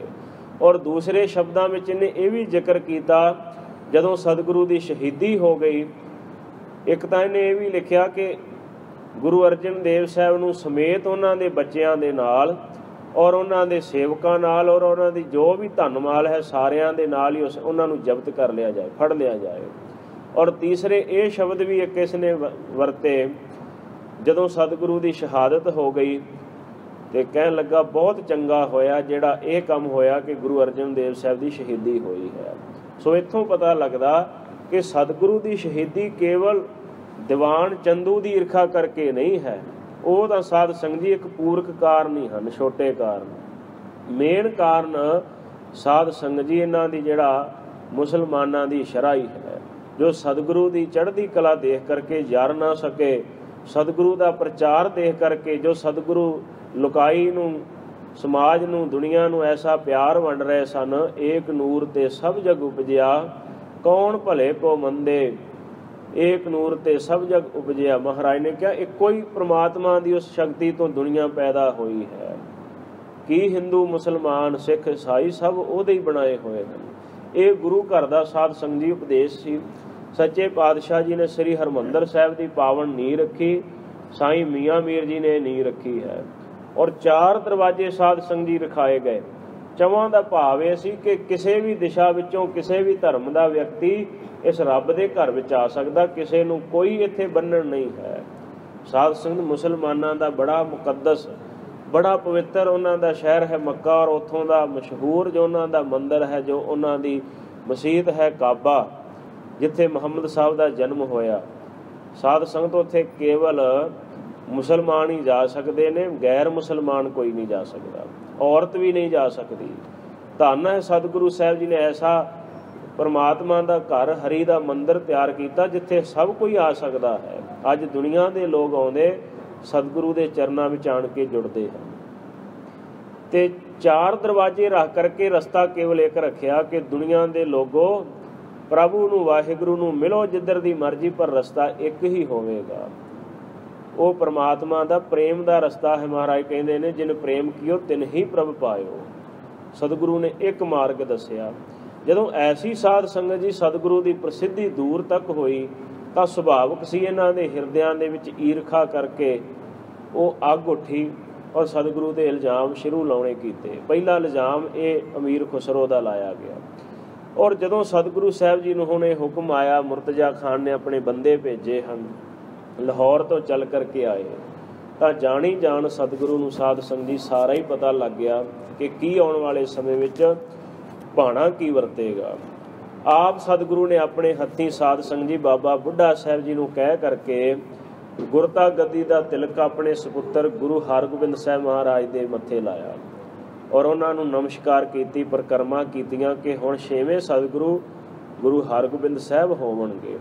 ਔਰ ਜਾਣ ਲੱਗੇ ਬਚਨ ਮਹਾਰਾਜ ਨੇ ਕਹਿ ਦਿੱਤਾ ਸੀ ਕਿ ਪੁੱਤਰ, ਤੁਰਕਾਂ ਨੇ ਹੁਜਤ ਕਰਨੀ ਹੈ, ਸਾਡਾ ਸੀਸ ਲੱਗੇਗਾ। ਔਰ ਸੀਸ ਲੱਗਣ ਤੋਂ ਬਾਅਦ ਵੀ ਜੇ ਹਾਲਾਤ ਕਾਬੂ ਵਿੱਚ ਨਾ ਰਹਿਣ, ਜੇ ਇਹ ਤੁਰਕ ਇਸੇ ਤਰ੍ਹਾਂ ਜ਼ੁਲਮ ਕਰਨ, ਤਾਂ ਜ਼ੁਲਮ ਦਾ ਮੁਕਾਬਲਾ ਸਬਰ ਸੰਤੋਖ ਨਾਲ ਨਹੀਂ ਕਰਨਾ, ਫਿਰ ਤਲਵਾਰ ਚੁੱਕਣੀ ਜਾਇਜ਼ ਹੈ। ਇਹ ਆਪ ਸਤਿਗੁਰੂ ਨੇ ਹੁਕਮ ਕਰ ਦਿੱਤਾ ਸੀ। ਸਾਧ ਸੰਗਤ ਜੀ ਪਤਾ ਸੀ ਸਤਿਗੁਰੂ ਨੂੰ ਆਉਣ ਵਾਲਾ ਸਮਾਂ ਹੁਣ ਭਿਆਨਕ ਹੈ। ਆਪ ਸਤਿਗੁਰੂ 5 ਸਿੱਖ, ਭਾਈ ਵਿਧੀ ਚੰਦ ਜੀ, ਭਾਈ ਪ੍ਰਾਣਾ ਜੀ, ਭਾਈ ਪੈੜਾ ਜੀ, ਭਾਈ ਲੰਗਾਹ ਜੀ, ਇਹਨਾਂ ਸਿੱਖਾਂ ਨੂੰ ਲੈ ਕਰਕੇ ਆਪ ਲਾਹੌਰ ਨੂੰ ਰਵਾਨਾ ਹੋਏ। ਲਾਹੌਰ ਪਹੁੰਚੇ ਤਾਂ ਬਾਦਸ਼ਾਹ ਜਹਾਂਗੀਰ ਨੇ ਹੁਕਮ ਕੀਤਾ ਕਿ ਮੁਰਤਜ਼ਾ ਖਾਨ ਸਾਰੀ ਡਿਊਟੀ ਤੇਰੀ ਹੈ, ਜਿਵੇਂ ਮਰਜ਼ੀ ਗੁਰੂ ਅਰਜਨ ਦੇਵ ਸਾਹਿਬ ਨੂੰ ਆਪਣੇ ਧਰਮ ਦੇ ਵਿੱਚ ਲਿਆ, ਉਹਨਾਂ ਨੂੰ ਡਰ ਡਰਾਵਾ ਦੇ, ਉਹਨਾਂ ਕੋਲੋਂ ਪੈਸੇ ਲੈ, ਟੈਕਸ ਲੈ, ਇਹ ਜਿਹੜੀ ਡਿਊਟੀ ਤੇਰੀ ਹੈ। ਉਸ ਤੋਂ ਬਾਅਦ ਜਿਹੜੀ ਡਿਊਟੀ ਜਾਂ ਕਹਿ ਲਓ ਕਹਿ ਕਰਕੇ ਦੀਵਾਨ ਚੰਦੂ ਨੇ ਕਿਹਾ ਸੀ, ਮੁਰਤਜ਼ਾ ਖਾਨ ਇਹ ਕੰਮ ਤੂੰ ਮੈਨੂੰ ਸੌਂਪ ਦੇ, ਮੈਂ ਚੰਗੀ ਤਰ੍ਹਾਂ ਡਰਾਵਾ ਦੇ ਕਰਕੇ ਤੇ ਤੈਨੂੰ ਗੁਰੂ ਅਰਜਨ ਦੇਵ ਸਾਹਿਬ ਦੇ ਕੋਲੋਂ ਟੈਕਸ ਲੈ ਕਰਕੇ ਦੇਵਾਂਗਾ। ਔਰ ਇਹਨਾਂ ਨੇ ਮੰਗਾਂ ਕੀ ਰੱਖੀਆਂ? ਮੰਗਾਂ ਇਹ ਦੋਸ਼ ਲਾਇਆ ਗਿਆ ਕਿ ਤੁਸੀਂ ਗੁਰੂ ਗ੍ਰੰਥ ਸਾਹਿਬ ਦੀ ਬੀੜ ਤਿਆਰ ਕੀਤੀ ਹੈ, ਉਸ ਬੀੜ ਦੇ ਵਿੱਚ ਤੁਸੀਂ ਮੁਸਲਮਾਨਾਂ ਦੇ ਵਿਰੁੱਧ ਬੋਲਿਆ ਹੈ, ਲਿਖਿਆ ਹੈ। ਤਾਂ ਸਤਿਗੁਰੂ ਨੇ ਕਿਹਾ ਸੀ ਅਸੀਂ ਤੁਹਾਨੂੰ ਵਿਖਾ ਸਕਦੇ ਹਾਂ, ਤੁਸੀਂ ਪੜ੍ਹ ਸਕਦੇ ਹੋ, ਪੜ੍ਹ ਲਓ। ਕੋਈ ਸਾਧ ਸੰਗਤ ਦੀ ਊਣਤਾਈ ਇਹਦੇ ਵਿੱਚ ਗੁਰੂ ਗ੍ਰੰਥ ਸਾਹਿਬ ਦੇ ਵਿੱਚ ਨਹੀਂ ਹੈ। ਕਿਸੇ ਧਰਮ ਦੇ ਵਿਰੁੱਧ ਸਤਿਗੁਰੂ ਦੀ ਬਾਣੀ ਨਹੀਂ ਬੋਲਦੀ। ਆਸ਼ਾ ਮਨ ਵਿੱਚ ਇਹਨਾਂ ਦਾ ਕੋਈ ਹੋਰ ਹੈ। ਹੁਣ ਸ਼ਰਤ ਕੀ ਰੱਖੀ ਗਈ ਇਹਨਾਂ ਵੱਲੋਂ ਉਸ ਟਾਈਮ? ਕਹਿਣ ਲੱਗੇ ਪਹਿਲੀ ਤਾਂ ਗੱਲ ਇਹ ਹੈ ਕਿ ਤੁਸੀਂ ਸਾਨੂੰ ਸਰਕਾਰ ਦੇ ਦਰਬਾਰ ਵਾਸਤੇ ਟੈਕਸ ਭਰੋ ਬਹੁਤ ਜ਼ਿਆਦਾ। ਸ਼ਾਇਦ ਸਾਧ ਸੰਗਤ ਜੀ 1 ਲੱਖ ਰੁਪਈਆ ਉਸ ਵੇਲੇ ਦਾ ਇਹਨਾਂ ਨੇ ਕਿਹਾ ਸੀ। ਤਾਂ ਸਤਿਗੁਰੂ ਨੇ ਬਚਨ ਕਹੇ ਨੇ, ਮੈਂ ਇਹਨਾਂ ਸੰਗਤਾਂ ਦੇ ਰੁਪਈਆਂ ਦੇ ਨਾਲ ਖੂਹ ਲਵਾ ਸਕਦਾ ਹਾਂ, ਉਹਨਾਂ ਪੈਸਿਆਂ ਨਾਲ ਤਲਾਬ ਲੱਗ ਸਕਦੇ ਨੇ, ਸਰਾਵਾਂ ਬਣ ਸਕਦੀਆਂ ਨੇ, ਭੁੱਖਿਆਂ ਨੂੰ ਅਨਾਜ ਮਿਲ ਸਕਦਾ ਹੈ, ਜਿਹੜੇ ਬਿਮਾਰ ਨੇ ਉਹਨਾਂ ਨੂੰ ਦਵਾਈਆਂ ਮਿਲ ਸਕਦੀਆਂ ਨੇ। ਉਹੀ ਸਤਿਗੁਰੂ ਗੁਰੂ ਅਰਜਨ ਦੇਵ ਸਾਹਿਬ ਹਨ ਜਿਨ੍ਹਾਂ ਨੇ ਲਾਹੌਰ ਦੀ ਧਰਤੀ ਤੇ ਸਾਧ ਸੰਗਤ ਜਦੋਂ ਕਾਲ ਪੈ ਗਿਆ ਨਾ, ਲੋਕ ਮਰਨ ਲੱਗੇ, ਬਿਮਾਰੀਆਂ ਫੈਲ ਗਈਆਂ, ਆਪ ਸਤਿਗੁਰੂ ਨੇ ਜਾ ਕਰਕੇ ਇੱਥੇ ਦਵਾਈਆਂ ਫ੍ਰੀ ਵੰਡੀਆਂ, ਅਨਾਜ ਵੰਡਿਆ, ਲਾਹੌਰ ਦੀ ਧਰਤੀ ਦੇ ਉੱਪਰ ਸੁੱਖ ਲੈ ਕੇ ਆਂਦਾ ਮਹਾਰਾਜ ਸਾਹਿਬ ਜੀ ਨੇ। ਸਤਿਗੁਰੂ ਨੇ ਕਿਹਾ ਇੱਦਾਂ ਨਹੀਂ ਹੋਵੇਗਾ, ਗੁਰੂ ਘਰ ਦੀ ਅਮਾਨਤ, ਗੁਰੂ ਘਰ ਦਾ ਧਨ ਸਰਕਾਰ ਦੇ ਦਰਬਾਰ ਵਿੱਚ ਨਹੀਂ ਜਾਏਗਾ। ਤੇ ਦੂਜਾ ਇਹਨਾਂ ਨੇ ਕਿਹਾ ਫਿਰ ਇਹ ਹੁਕਮ ਮੰਨ ਲਓ, ਜੇ ਤੁਸੀਂ ਪੈਸੇ ਨਹੀਂ ਦੇਣੇ ਫਿਰ ਇਸ ਤਰ੍ਹਾਂ ਕਰੋ ਕਿ ਗੁਰੂ ਗ੍ਰੰਥ ਸਾਹਿਬ ਦੇ ਵਿੱਚ ਤੁਸੀਂ ਮੁਹੰਮਦ ਸਾਹਿਬ ਦੀ ਤਾਰੀਫ ਲਿਖੋ ਔਰ ਦੂਜਾ ਜਹਾਂਗੀਰ ਬਾਦਸ਼ਾਹ ਦਾ ਨਾਮ ਲਿਖ ਦਿਓ। ਤਾਂ ਸਤਿਗੁਰੂ ਨੇ ਕਿਹਾ ਨਹੀਂ, ਇਹ ਕਦਾਚਿਤ ਨਹੀਂ ਹੋ ਸਕਦਾ, ਕਿਉਂਕਿ ਪ੍ਰਮਾਤਮਾ ਦੀ ਬਾਣੀ ਹੈ, ਜੈਸੀ ਮੈਂ ਆਵੇ ਖਸਮ ਕੀ ਬਾਣੀ ਤੈਸੜਾ ਕਰੀ ਗਿਆਨ ਵੇ ਲਾਲੋ। ਇਹ ਤਾਂ ਰੱਬ ਦੀ ਬਾਣੀ ਹੈ, ਇਹ ਬਾਣੀ ਮਹਾਂਪੁਰਖ ਕੀ, ਇਹ ਵਾਹਿਗੁਰੂ ਦੀ ਬਾਣੀ ਹੈ। ਧੁਰ ਕੀ ਬਾਣੀ ਆਈ ਤਿਨ ਸਗਲੀ ਚਿੰਤ ਮਿਟਾਈ। ਇਹ ਪਰਮੇਸ਼ਰ ਦੀ ਬਾਣੀ ਹੈ। ਮਹਾਰਾਜ ਨੇ ਕਿਹਾ ਇਸ ਤਰ੍ਹਾਂ ਨਹੀਂ ਹੋ ਸਕਦਾ। ਤੀਸਰਾ ਸਾਧ ਸੰਗਤ ਸੀ ਸ਼ਬਦ ਸੀ ਕਿ ਤੁਸੀਂ ਆਪਣਾ ਧਰਮ ਛੱਡ ਕਰਕੇ ਮੁਸਲਮਾਨ ਹੋ ਜਾਓ, ਆਪਣਾ ਧਰਮ ਛੱਡ ਦਿਓ। ਮਹਾਰਾਜ ਨੇ ਕਿਹਾ ਨਹੀਂ, ਅਸੀਂ ਧਰਮ ਦੇ ਵਿੱਚ ਪਰਪੱਕ ਰਹਿਣਾ ਜਾਣਦੇ ਹਾਂ, ਧਰਮ ਨੂੰ ਛੱਡਣਾ ਸਾਡੇ ਹਿੱਸੇ ਨਹੀਂ ਆਇਆ। ਫਿਰ ਇਹਨਾਂ ਨੇ ਆਖਿਆ ਜੇ ਤਿੰਨੇ ਇਹ ਕੰਮ ਨਹੀਂ ਕਰਨੇ, ਫਿਰ ਇਸ ਤਰ੍ਹਾਂ ਕਰੋ ਕਿ ਸ਼ਹਾਦਤ ਦੇਣ ਵਾਸਤੇ ਤਿਆਰ ਰਹੋ, ਤੁਹਾਡੀ ਸ਼ਹੀਦੀ ਹੋਵੇਗੀ। ਸੱਚੇ ਪਾਤਸ਼ਾਹ ਜੀ ਨੂੰ ਪਹਿਲਾਂ ਹੀ ਪਤਾ ਸੀ।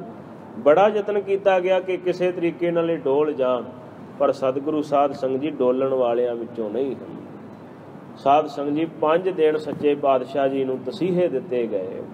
ਸੱਚੀ ਸਰਕਾਰ ਗੁਰੂ ਅਰਜਨ ਦੇਵ ਸਾਹਿਬ ਜੀ ਨੂੰ ਚੰਦੂ ਦੀ ਹਵੇਲੀ ਦੇ ਵਿੱਚ ਤਸੀਹੇ ਦਿੱਤੇ ਜਾ ਰਹੇ ਹਨ। ਪਹਿਲੇ ਦਿਨ ਸਤਿਗੁਰੂ ਸੱਚੇ ਪਾਤਸ਼ਾਹ ਜੀ ਦੇ ਸੀਸ ਤੇ ਗਰਮ ਰੇਤਾ ਪਾਇਆ ਗਿਆ। ਕਈ ਇਤਿਹਾਸ ਵਿੱਚ ਇਹ ਵੀ ਆਇਆ ਕਿ ਪਹਿਲੇ ਦਿਨ ਸਤਿਗੁਰੂ ਨੂੰ ਦੇਗ ਦੇ ਵਿੱਚ ਉਬਾਲਿਆ ਗਿਆ। ਸਾਧ ਸੰਗਤ ਜੀ ਦੇਗ ਵਿੱਚ ਉਬਾਲਿਆ ਗਿਆ, ਸੀਸ ਤੇ ਗਰਮ ਰੇਤਾ ਪਾਇਆ ਗਿਆ। ਤੀਜੇ ਦਿਨ ਸਾਧ ਸੰਗਤ ਜੀ ਮਹਾਰਾਜ ਸਾਹਿਬ ਜੀ ਨੂੰ ਤੀਸਰੀ ਵਾਰ ਇਹਨਾਂ ਨੇ ਤੱਤੀ ਤਵੀ ਤੇ ਬਿਠਾ ਕਰਕੇ ਉੱਪਰ ਸੀਸ ਵਿੱਚ ਗਰਮ ਰੇਤਾ ਪਾਇਆ ਹੈ। ਸਾਧ ਸੰਗਤ ਇਹ ਹੁਕਮ ਕਿਉਂ ਕੀਤਾ ਗਿਆ? ਜਾਸਾ ਵਿਧੀ ਦੇ ਦੁਆਰਾ ਸਤਿਗੁਰੂ ਨੂੰ ਸ਼ਹੀਦ ਕੀਤਾ ਜਾ ਰਿਹਾ ਹੈ। ਚੰਗੇਜ਼ ਖਾਨ ਨੇ ਇਹ ਜਿਹੜੀ ਵਿਉਂਤ, ਇਹ ਜਿਹੜਾ ਕਾਨੂੰਨ ਲਿਆਂਦਾ ਸੀ ਕਿ ਜਦੋਂ ਕਿਸੇ ਰੱਬ ਦੇ ਪਿਆਰੇ ਫਕੀਰ ਨੂੰ ਸ਼ਹਾਦਤ ਦੇਣੀ ਹੈ, ਉਹਨੂੰ ਖਤਮ ਕਰਨਾ, ਤੇ ਇਸ ਤਰ੍ਹਾਂ ਕਰੋ ਕਿ ਉਹਦੇ ਖੂਨ ਦੀ ਇੱਕ ਬੂੰਦ ਵੀ ਧਰਤੀ ਤੇ ਨਾ ਡਿੱਗ ਪਵੇ, ਕਿਉਂਕਿ ਉਹਦੇ ਵਰਗੇ ਫਿਰ ਹਜ਼ਾਰਾਂ ਪੈਦਾ ਹੋ ਜਾਂਦੇ ਹਨ। ਇਹਦਾ ਉਹ ਮੰਨਣਾ ਸੀ। ਤਾਂ ਸਤਿਗੁਰੂ ਨੂੰ ਵੀ ਤਾਂ ਸ਼ਹੀਦ ਕਰ ਰਹੇ ਨੇ ਕਿ ਅੱਗੇ ਇਹਨਾਂ ਦਾ ਇਹ ਜੋ ਪ੍ਰਚਾਰ ਹੈ, ਇਹ ਪ੍ਰਸਾਰ ਖਤਮ ਹੋਵੇ, ਇਹਨਾਂ ਵਰਗਾ ਕੋਈ ਨਾ ਪੈਦਾ ਹੋਵੇ। ਸਤਿਗੁਰੂ ਦੇ ਸੀਸ ਵਿੱਚ ਗਰਮ ਰੇਤਾ ਵੀ ਪਾਇਆ ਗਿਆ। ਸਾਧ ਸੰਗਤ ਜੀ ਇਹ ਬਚਨ ਸੁਣਾ ਦੇਣੇ ਔਰ ਸੁਣ ਲੈਣੇ ਬਹੁਤ ਸੌਖੇ ਹਨ। ਆਪਣੇ ਜੀਵਨ ਦੇ ਵਿੱਚ ਤੁਸੀਂ ਕਿਤੇ ਦੁੱਖ ਨੂੰ ਮਹਿਸੂਸ ਕਰਕੇ ਦੇਖੋ। ਆਹ ਤੁਸੀਂ ਸਾਰੀ ਸੰਗਤ ਬੈਠੇ ਹੋ, ਕਲਪਨਾ ਕਰਕੇ ਦੇਖੋ ਜਦੋਂ ਸਾਡੇ ਹੱਥ ਪੈਰ ਨੂੰ ਕਿਤੇ ਕੋਈ ਗਰਮ ਚੀਜ਼ ਲੱਗ ਜਾਏ ਨਾ, ਅਸੀਂ ਉਹਦੇ ਉੱਤੇ ਕੁਰਲਾ ਉੱਠਦੇ ਹਾਂ। ਬਹੁਤ ਜ਼ਿਆਦਾ ਸਾਨੂੰ ਦੁੱਖ ਹੁੰਦਾ, ਕਿਉਂਕਿ ਜਿਹੜਾ ਅੱਗ ਦਾ ਸੇਕ ਹੈ, ਸੜਨਾ ਹੈ ਜਿਹੜਾ, ਬਹੁਤ ਜ਼ਿਆਦਾ ਸਾਧ ਸੰਗਤ ਜੀ ਦੁੱਖ ਦਿੰਦਾ ਤੁਹਾਨੂੰ। ਸੱਚੇ ਪਾਤਸ਼ਾਹ ਹੀ ਐਸੇ ਹਨ ਜਿਹੜੇ ਸਾਧ ਸੰਗਤ ਜੀ ਐਸੀ ਸਹਿਜ ਅਵਸਥਾ ਦੇ ਵਿੱਚ, ਐਸੇ ਪਰਮ ਆਨੰਦ ਦੇ ਵਿੱਚ ਟਿਕੇ ਰਹੇ ਹਨ। ਸੱਚੇ ਪਾਤਸ਼ਾਹ ਜੀ ਦੇ ਪਿਆਰੇ ਸਾਈਂ ਮੀਆਂ ਮੀਰ ਜੀ ਨੂੰ ਪਤਾ ਲੱਗਾ ਕਿ ਲਾਹੌਰ ਦੀ ਧਰਤੀ ਤੇ ਐਸਾ ਕਹਿਰ ਵਾਪਰ ਰਿਹਾ ਹੈ। ਇਹ ਪਾਪੀ ਲੋਕ ਰੱਬ ਦੇ ਪਿਆਰੇ, ਉਸ ਵਾਹਿਗੁਰੂ ਦੇ ਪਿਆਰੇ ਨੂੰ ਇੰਨੇ ਵੱਡੇ ਤਸੀਹੇ ਦੇ ਰਹੇ ਹਨ। ਸਾਧ ਸੰਗਤ ਜੀ ਪ੍ਰਿੰਸੀਪਲ ਗੰਗਾ ਸਿੰਘ ਜੀ ਹੋਣਾ ਨੇ ਲਿਖਿਆ, ਕਹਿਣ ਲੱਗੇ ਚਾਰੋਂ ਤਰਫ ਅੱਗ ਬਰਸੇ, ਸੇਕ ਸੀ ਤਨ ਸਾੜਦਾ, ਚਾਰੇ ਪਾਸੇ ਹੀ ਅੱਗ ਹੈ। ਸਾਧ ਸੰਗਤ ਜੀ ਧੰਨ ਗੁਰੂ ਅਰਜਨ ਦੇਵ ਸਾਹਿਬ ਜੀ, ਜਿਨ੍ਹਾਂ ਦਾ ਕੈਸਾ ਸੁਭਾਅ ਠੰਡਾ ਹੈ। ਜੇਠ ਦਾ ਮਹੀਨਾ ਵੀ ਗਰਮ, ਰੁੱਤ ਗਰਮ ਹੈ, ਰੇਤਾ ਸੀਸ ਤੇ ਗਰਮ ਪੈ ਰਹੀ ਹੈ, ਥੱਲਿਓਂ ਤੱਤੀ ਤਵੀ ਵੀ ਗਰਮ ਹੈ, ਦੇਗ ਗਰਮ ਹੈ ਜਲਦੀ।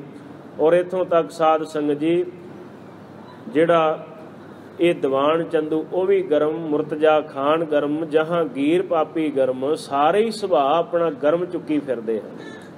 ਸਾਧ ਸੰਗਤ ਜੀ ਇੱਥੋਂ ਤੱਕ ਰੱਬ ਦੇ ਪਿਆਰੇ ਸਾਈਂ ਮੀਆਂ ਮੀਰ ਦੇ ਕੋਲ ਵੀ ਨਾ ਰਿਹਾ ਗਿਆ।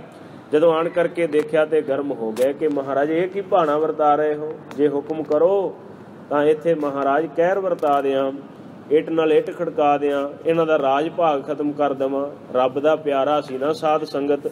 ਤਾਂ ਮਹਾਰਾਜ ਨੂੰ ਜਦੋਂ ਆਣ ਕਰਕੇ ਦੇਖਿਆ ਨਾ ਕਿ ਇੰਨੀ ਅੱਗ ਵਰ ਰਹੀ ਹੈ, ਕਿਉਂਕਿ ਸਤਿਗੁਰੂ ਦਾ ਸਰੀਰ ਛਾਲੇ ਛਾਲੇ ਹੋ ਗਿਆ, ਤਨ ਸੱਚੀ ਸਰਕਾਰ ਦਾ ਸਾਰੇ ਸਰੀਰ ਦੇ ਉੱਪਰ ਸਾਧ ਸੰਗਤ ਜੀ ਅੱਗ ਦੇ ਸੇਕ ਨਾਲ ਬੈਠਣ ਨਾਲ ਮਾਸ ਜਿਹੜਾ ਸਤਿਗੁਰੂ ਦਾ ਸੜਿਆ ਪਿਆ ਹੋਇਆ, ਛਾਲੇ ਬਣੇ ਪਏ ਹੋਏ ਹਨ।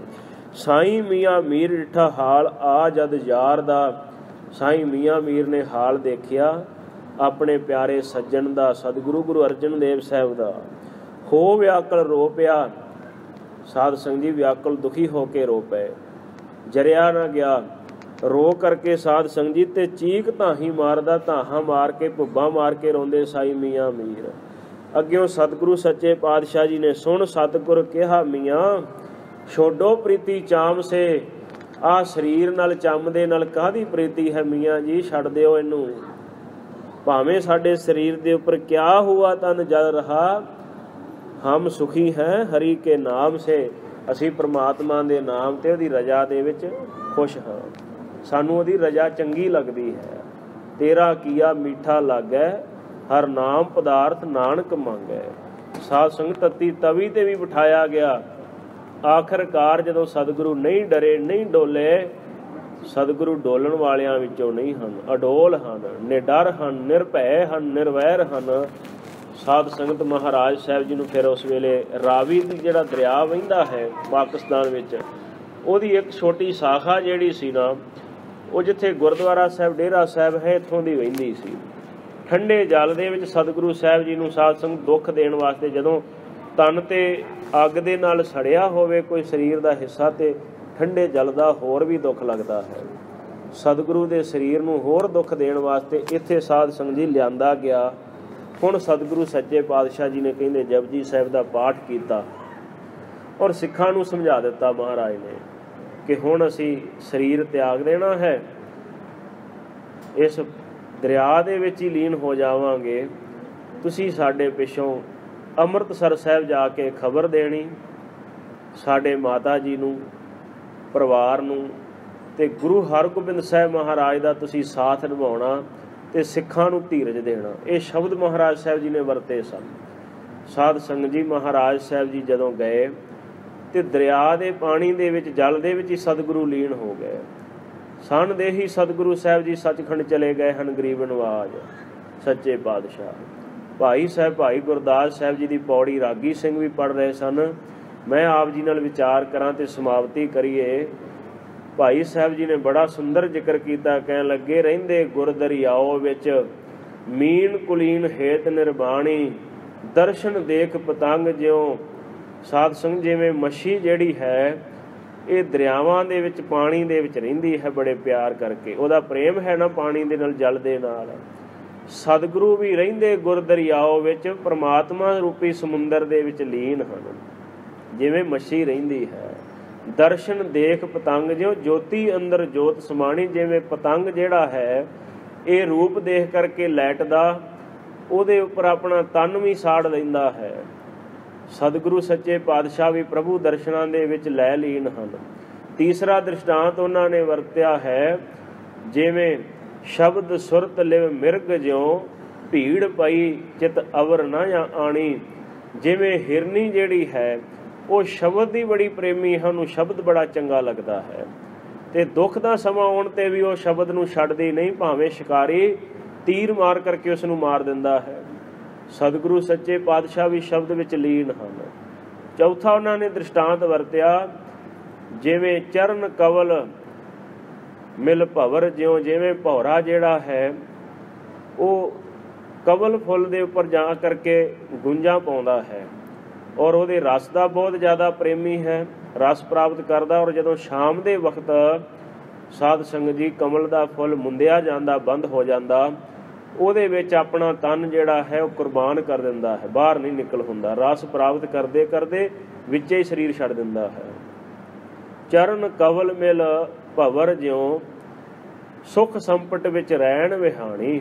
ਸਤਿਗੁਰੂ ਨੇ ਭਾਈ ਗੁਰਦਾਸ ਕਹਿੰਦੇ ਉਹ ਜਿਹੜੀ ਰਾਤ ਸੀ ਸੁੱਖਾਂ ਰੂਪੀ ਡੱਬੇ ਦੇ ਵਿੱਚ ਬਤੀਤ ਕੀਤੀ। ਭਾਵੇਂ ਸਾਧ ਸੰਗਤ ਜੀ ਦੁੱਖ ਸੀ ਬਾਹਰਲੇ ਤੌਰ ਤੇ, ਪਰ ਸਾਧ ਸੰਗਤ ਜੀ ਬ੍ਰਹਮ ਗਿਆਨੀ ਨੂੰ ਕਾਹਦਾ ਦੁੱਖ, ਉਹ ਕਾਇਆ ਤੋਂ, ਸਰੀਰ ਤੋਂ ਨਿਰਲੇਪ ਹੋ ਜਾਇਆ ਕਰਦੇ ਹਨ। ਸਤਿਗੁਰੂ ਸੱਚੇ ਪਾਤਸ਼ਾਹ ਤਾਂ ਮਹਾਂਪੁਰਸ਼ਾਂ ਦੇ, ਬ੍ਰਹਮ ਗਿਆਨੀਆਂ ਨੂੰ ਆਸਰਾ ਦੇਣ ਵਾਲੇ ਹਨ। ਸੱਚੇ ਪਾਤਸ਼ਾਹ ਤਾਂ ਮਹਾਰਾਜ ਦੇ ਤਨ ਤੇ ਕੋਈ ਸਰੀਰ ਨਹੀਂ ਹੈ, ਜੇ ਭਾਵੇਂ ਸਰੀਰ ਤੇ ਦੁੱਖ ਹੈ ਪਰ ਮਾਨਸਿਕ ਕੋਈ ਸਾਧ ਸੰਗਤ ਸਤਿਗੁਰੂ ਨੂੰ ਦੁੱਖ ਨਹੀਂ ਪਹੁੰਚ ਰਿਹਾ। ਸਾਈਂ ਮੀਆਂ ਮੀਰ ਨੇ ਜਦੋਂ ਆਣ ਕੇ ਤੱਕਿਆ, ਸਤਿਗੁਰੂ ਕਹਿੰਦੇ ਅਸੀਂ ਭਾਣੇ ਵਿੱਚ ਹੀ ਹਾਂ। ਤਾਂ ਸਤਿਗੁਰੂ ਨੇ ਕਿਹਾ ਸੀ ਨਾ, ਦੇਖ ਸਾਈਂ ਜੀ ਆ ਹੱਥ ਲਾ ਕੇ ਦੇਖੋ ਤਵੀ ਨੂੰ, ਠੰਡੀ ਠਾਰ ਨਜ਼ਰ ਆਈ। ਤਾਂ ਭਾਈ ਗੁਰਦਾਸ ਸਾਹਿਬ ਜੀ ਕਹਿਣ ਲੱਗੇ, ਇੱਦਾਂ ਦੀ ਅਵਸਥਾ ਵਿੱਚ ਸਤਿਗੁਰੂ ਟਿਕੇ ਹੋਏ ਨੇ, ਆਪ ਅਡੋਲ ਨੇ, ਸ਼ਾਂਤ ਚਿੱਤ ਨੇ।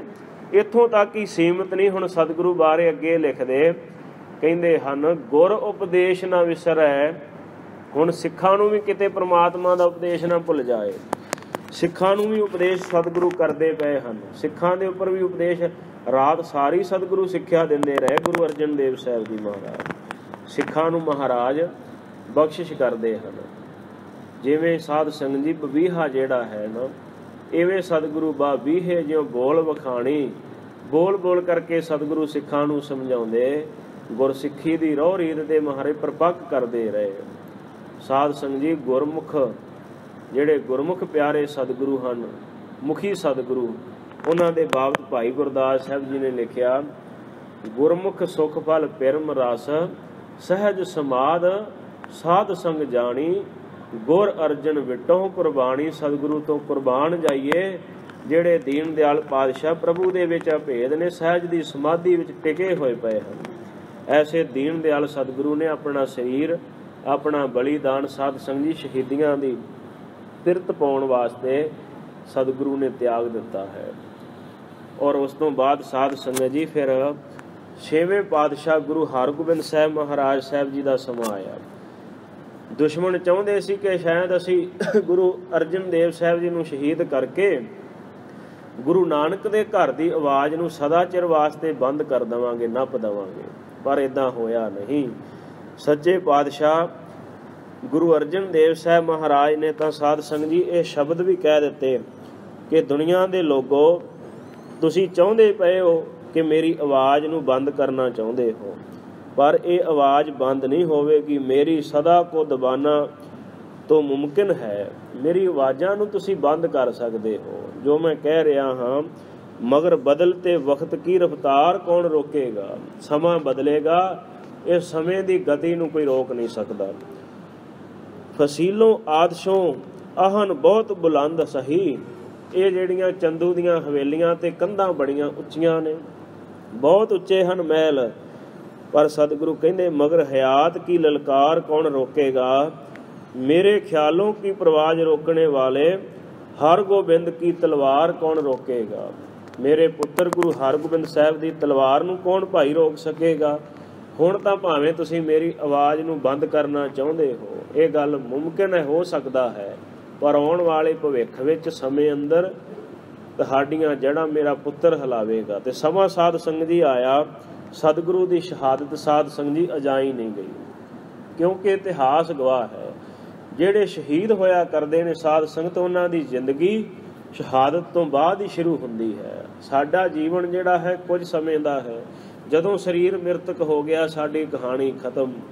ਸ਼ਹੀਦਾਂ ਦੀਆਂ ਸਾਧ ਸੰਗਤ ਜੀ ਬਾਤਾਂ, ਸ਼ਹੀਦਾਂ ਦੀਆਂ ਯਾਦਾਂ ਔਰ ਸ਼ਹੀਦਾਂ ਦਾ ਜੀਵਨ ਉਹਨਾਂ ਦੀ ਸ਼ਹਾਦਤ ਤੋਂ ਬਾਅਦ ਸ਼ੁਰੂ ਹੋਇਆ ਕਰਦਾ ਹੈ। ਔਰ ਕਿਸੇ ਨੇ ਠੀਕ ਲਿਖਿਆ ਹੈ, ਜਿਹੜੇ ਸਾਧ ਸੰਗਤ ਜੀ ਸ਼ਹੀਦ ਹੋਇਆ ਕਰਦੇ, ਉਹ ਆਪਣੀ ਕੌਮ ਦਾ ਸਰਮਾਇਆ ਹੋਇਆ ਕਰਦੇ ਹਨ। ਔਰ ਸ਼ਹੀਦ ਜਿਹੜੇ ਨੇ ਸਾਧ ਸੰਗਤ ਜੀ, ਉਹਨਾਂ ਤੋਂ ਵੱਧ ਕਰਕੇ ਜਿੱਥੇ ਸ਼ਹੀਦੀ ਪ੍ਰਾਪਤ ਹੁੰਦੀ ਹੈ ਨਾ ਸਾਧ ਸੰਗਤ ਜੀ, ਉਹ ਤੋਂ ਵੱਡਾ ਸ਼ਹੀਦੋਂ ਕੀ ਕਤਲਗਾਹ ਸੇ ਕਿਆ ਬਿਹਤਰ ਹੈ ਕਾਬਾ।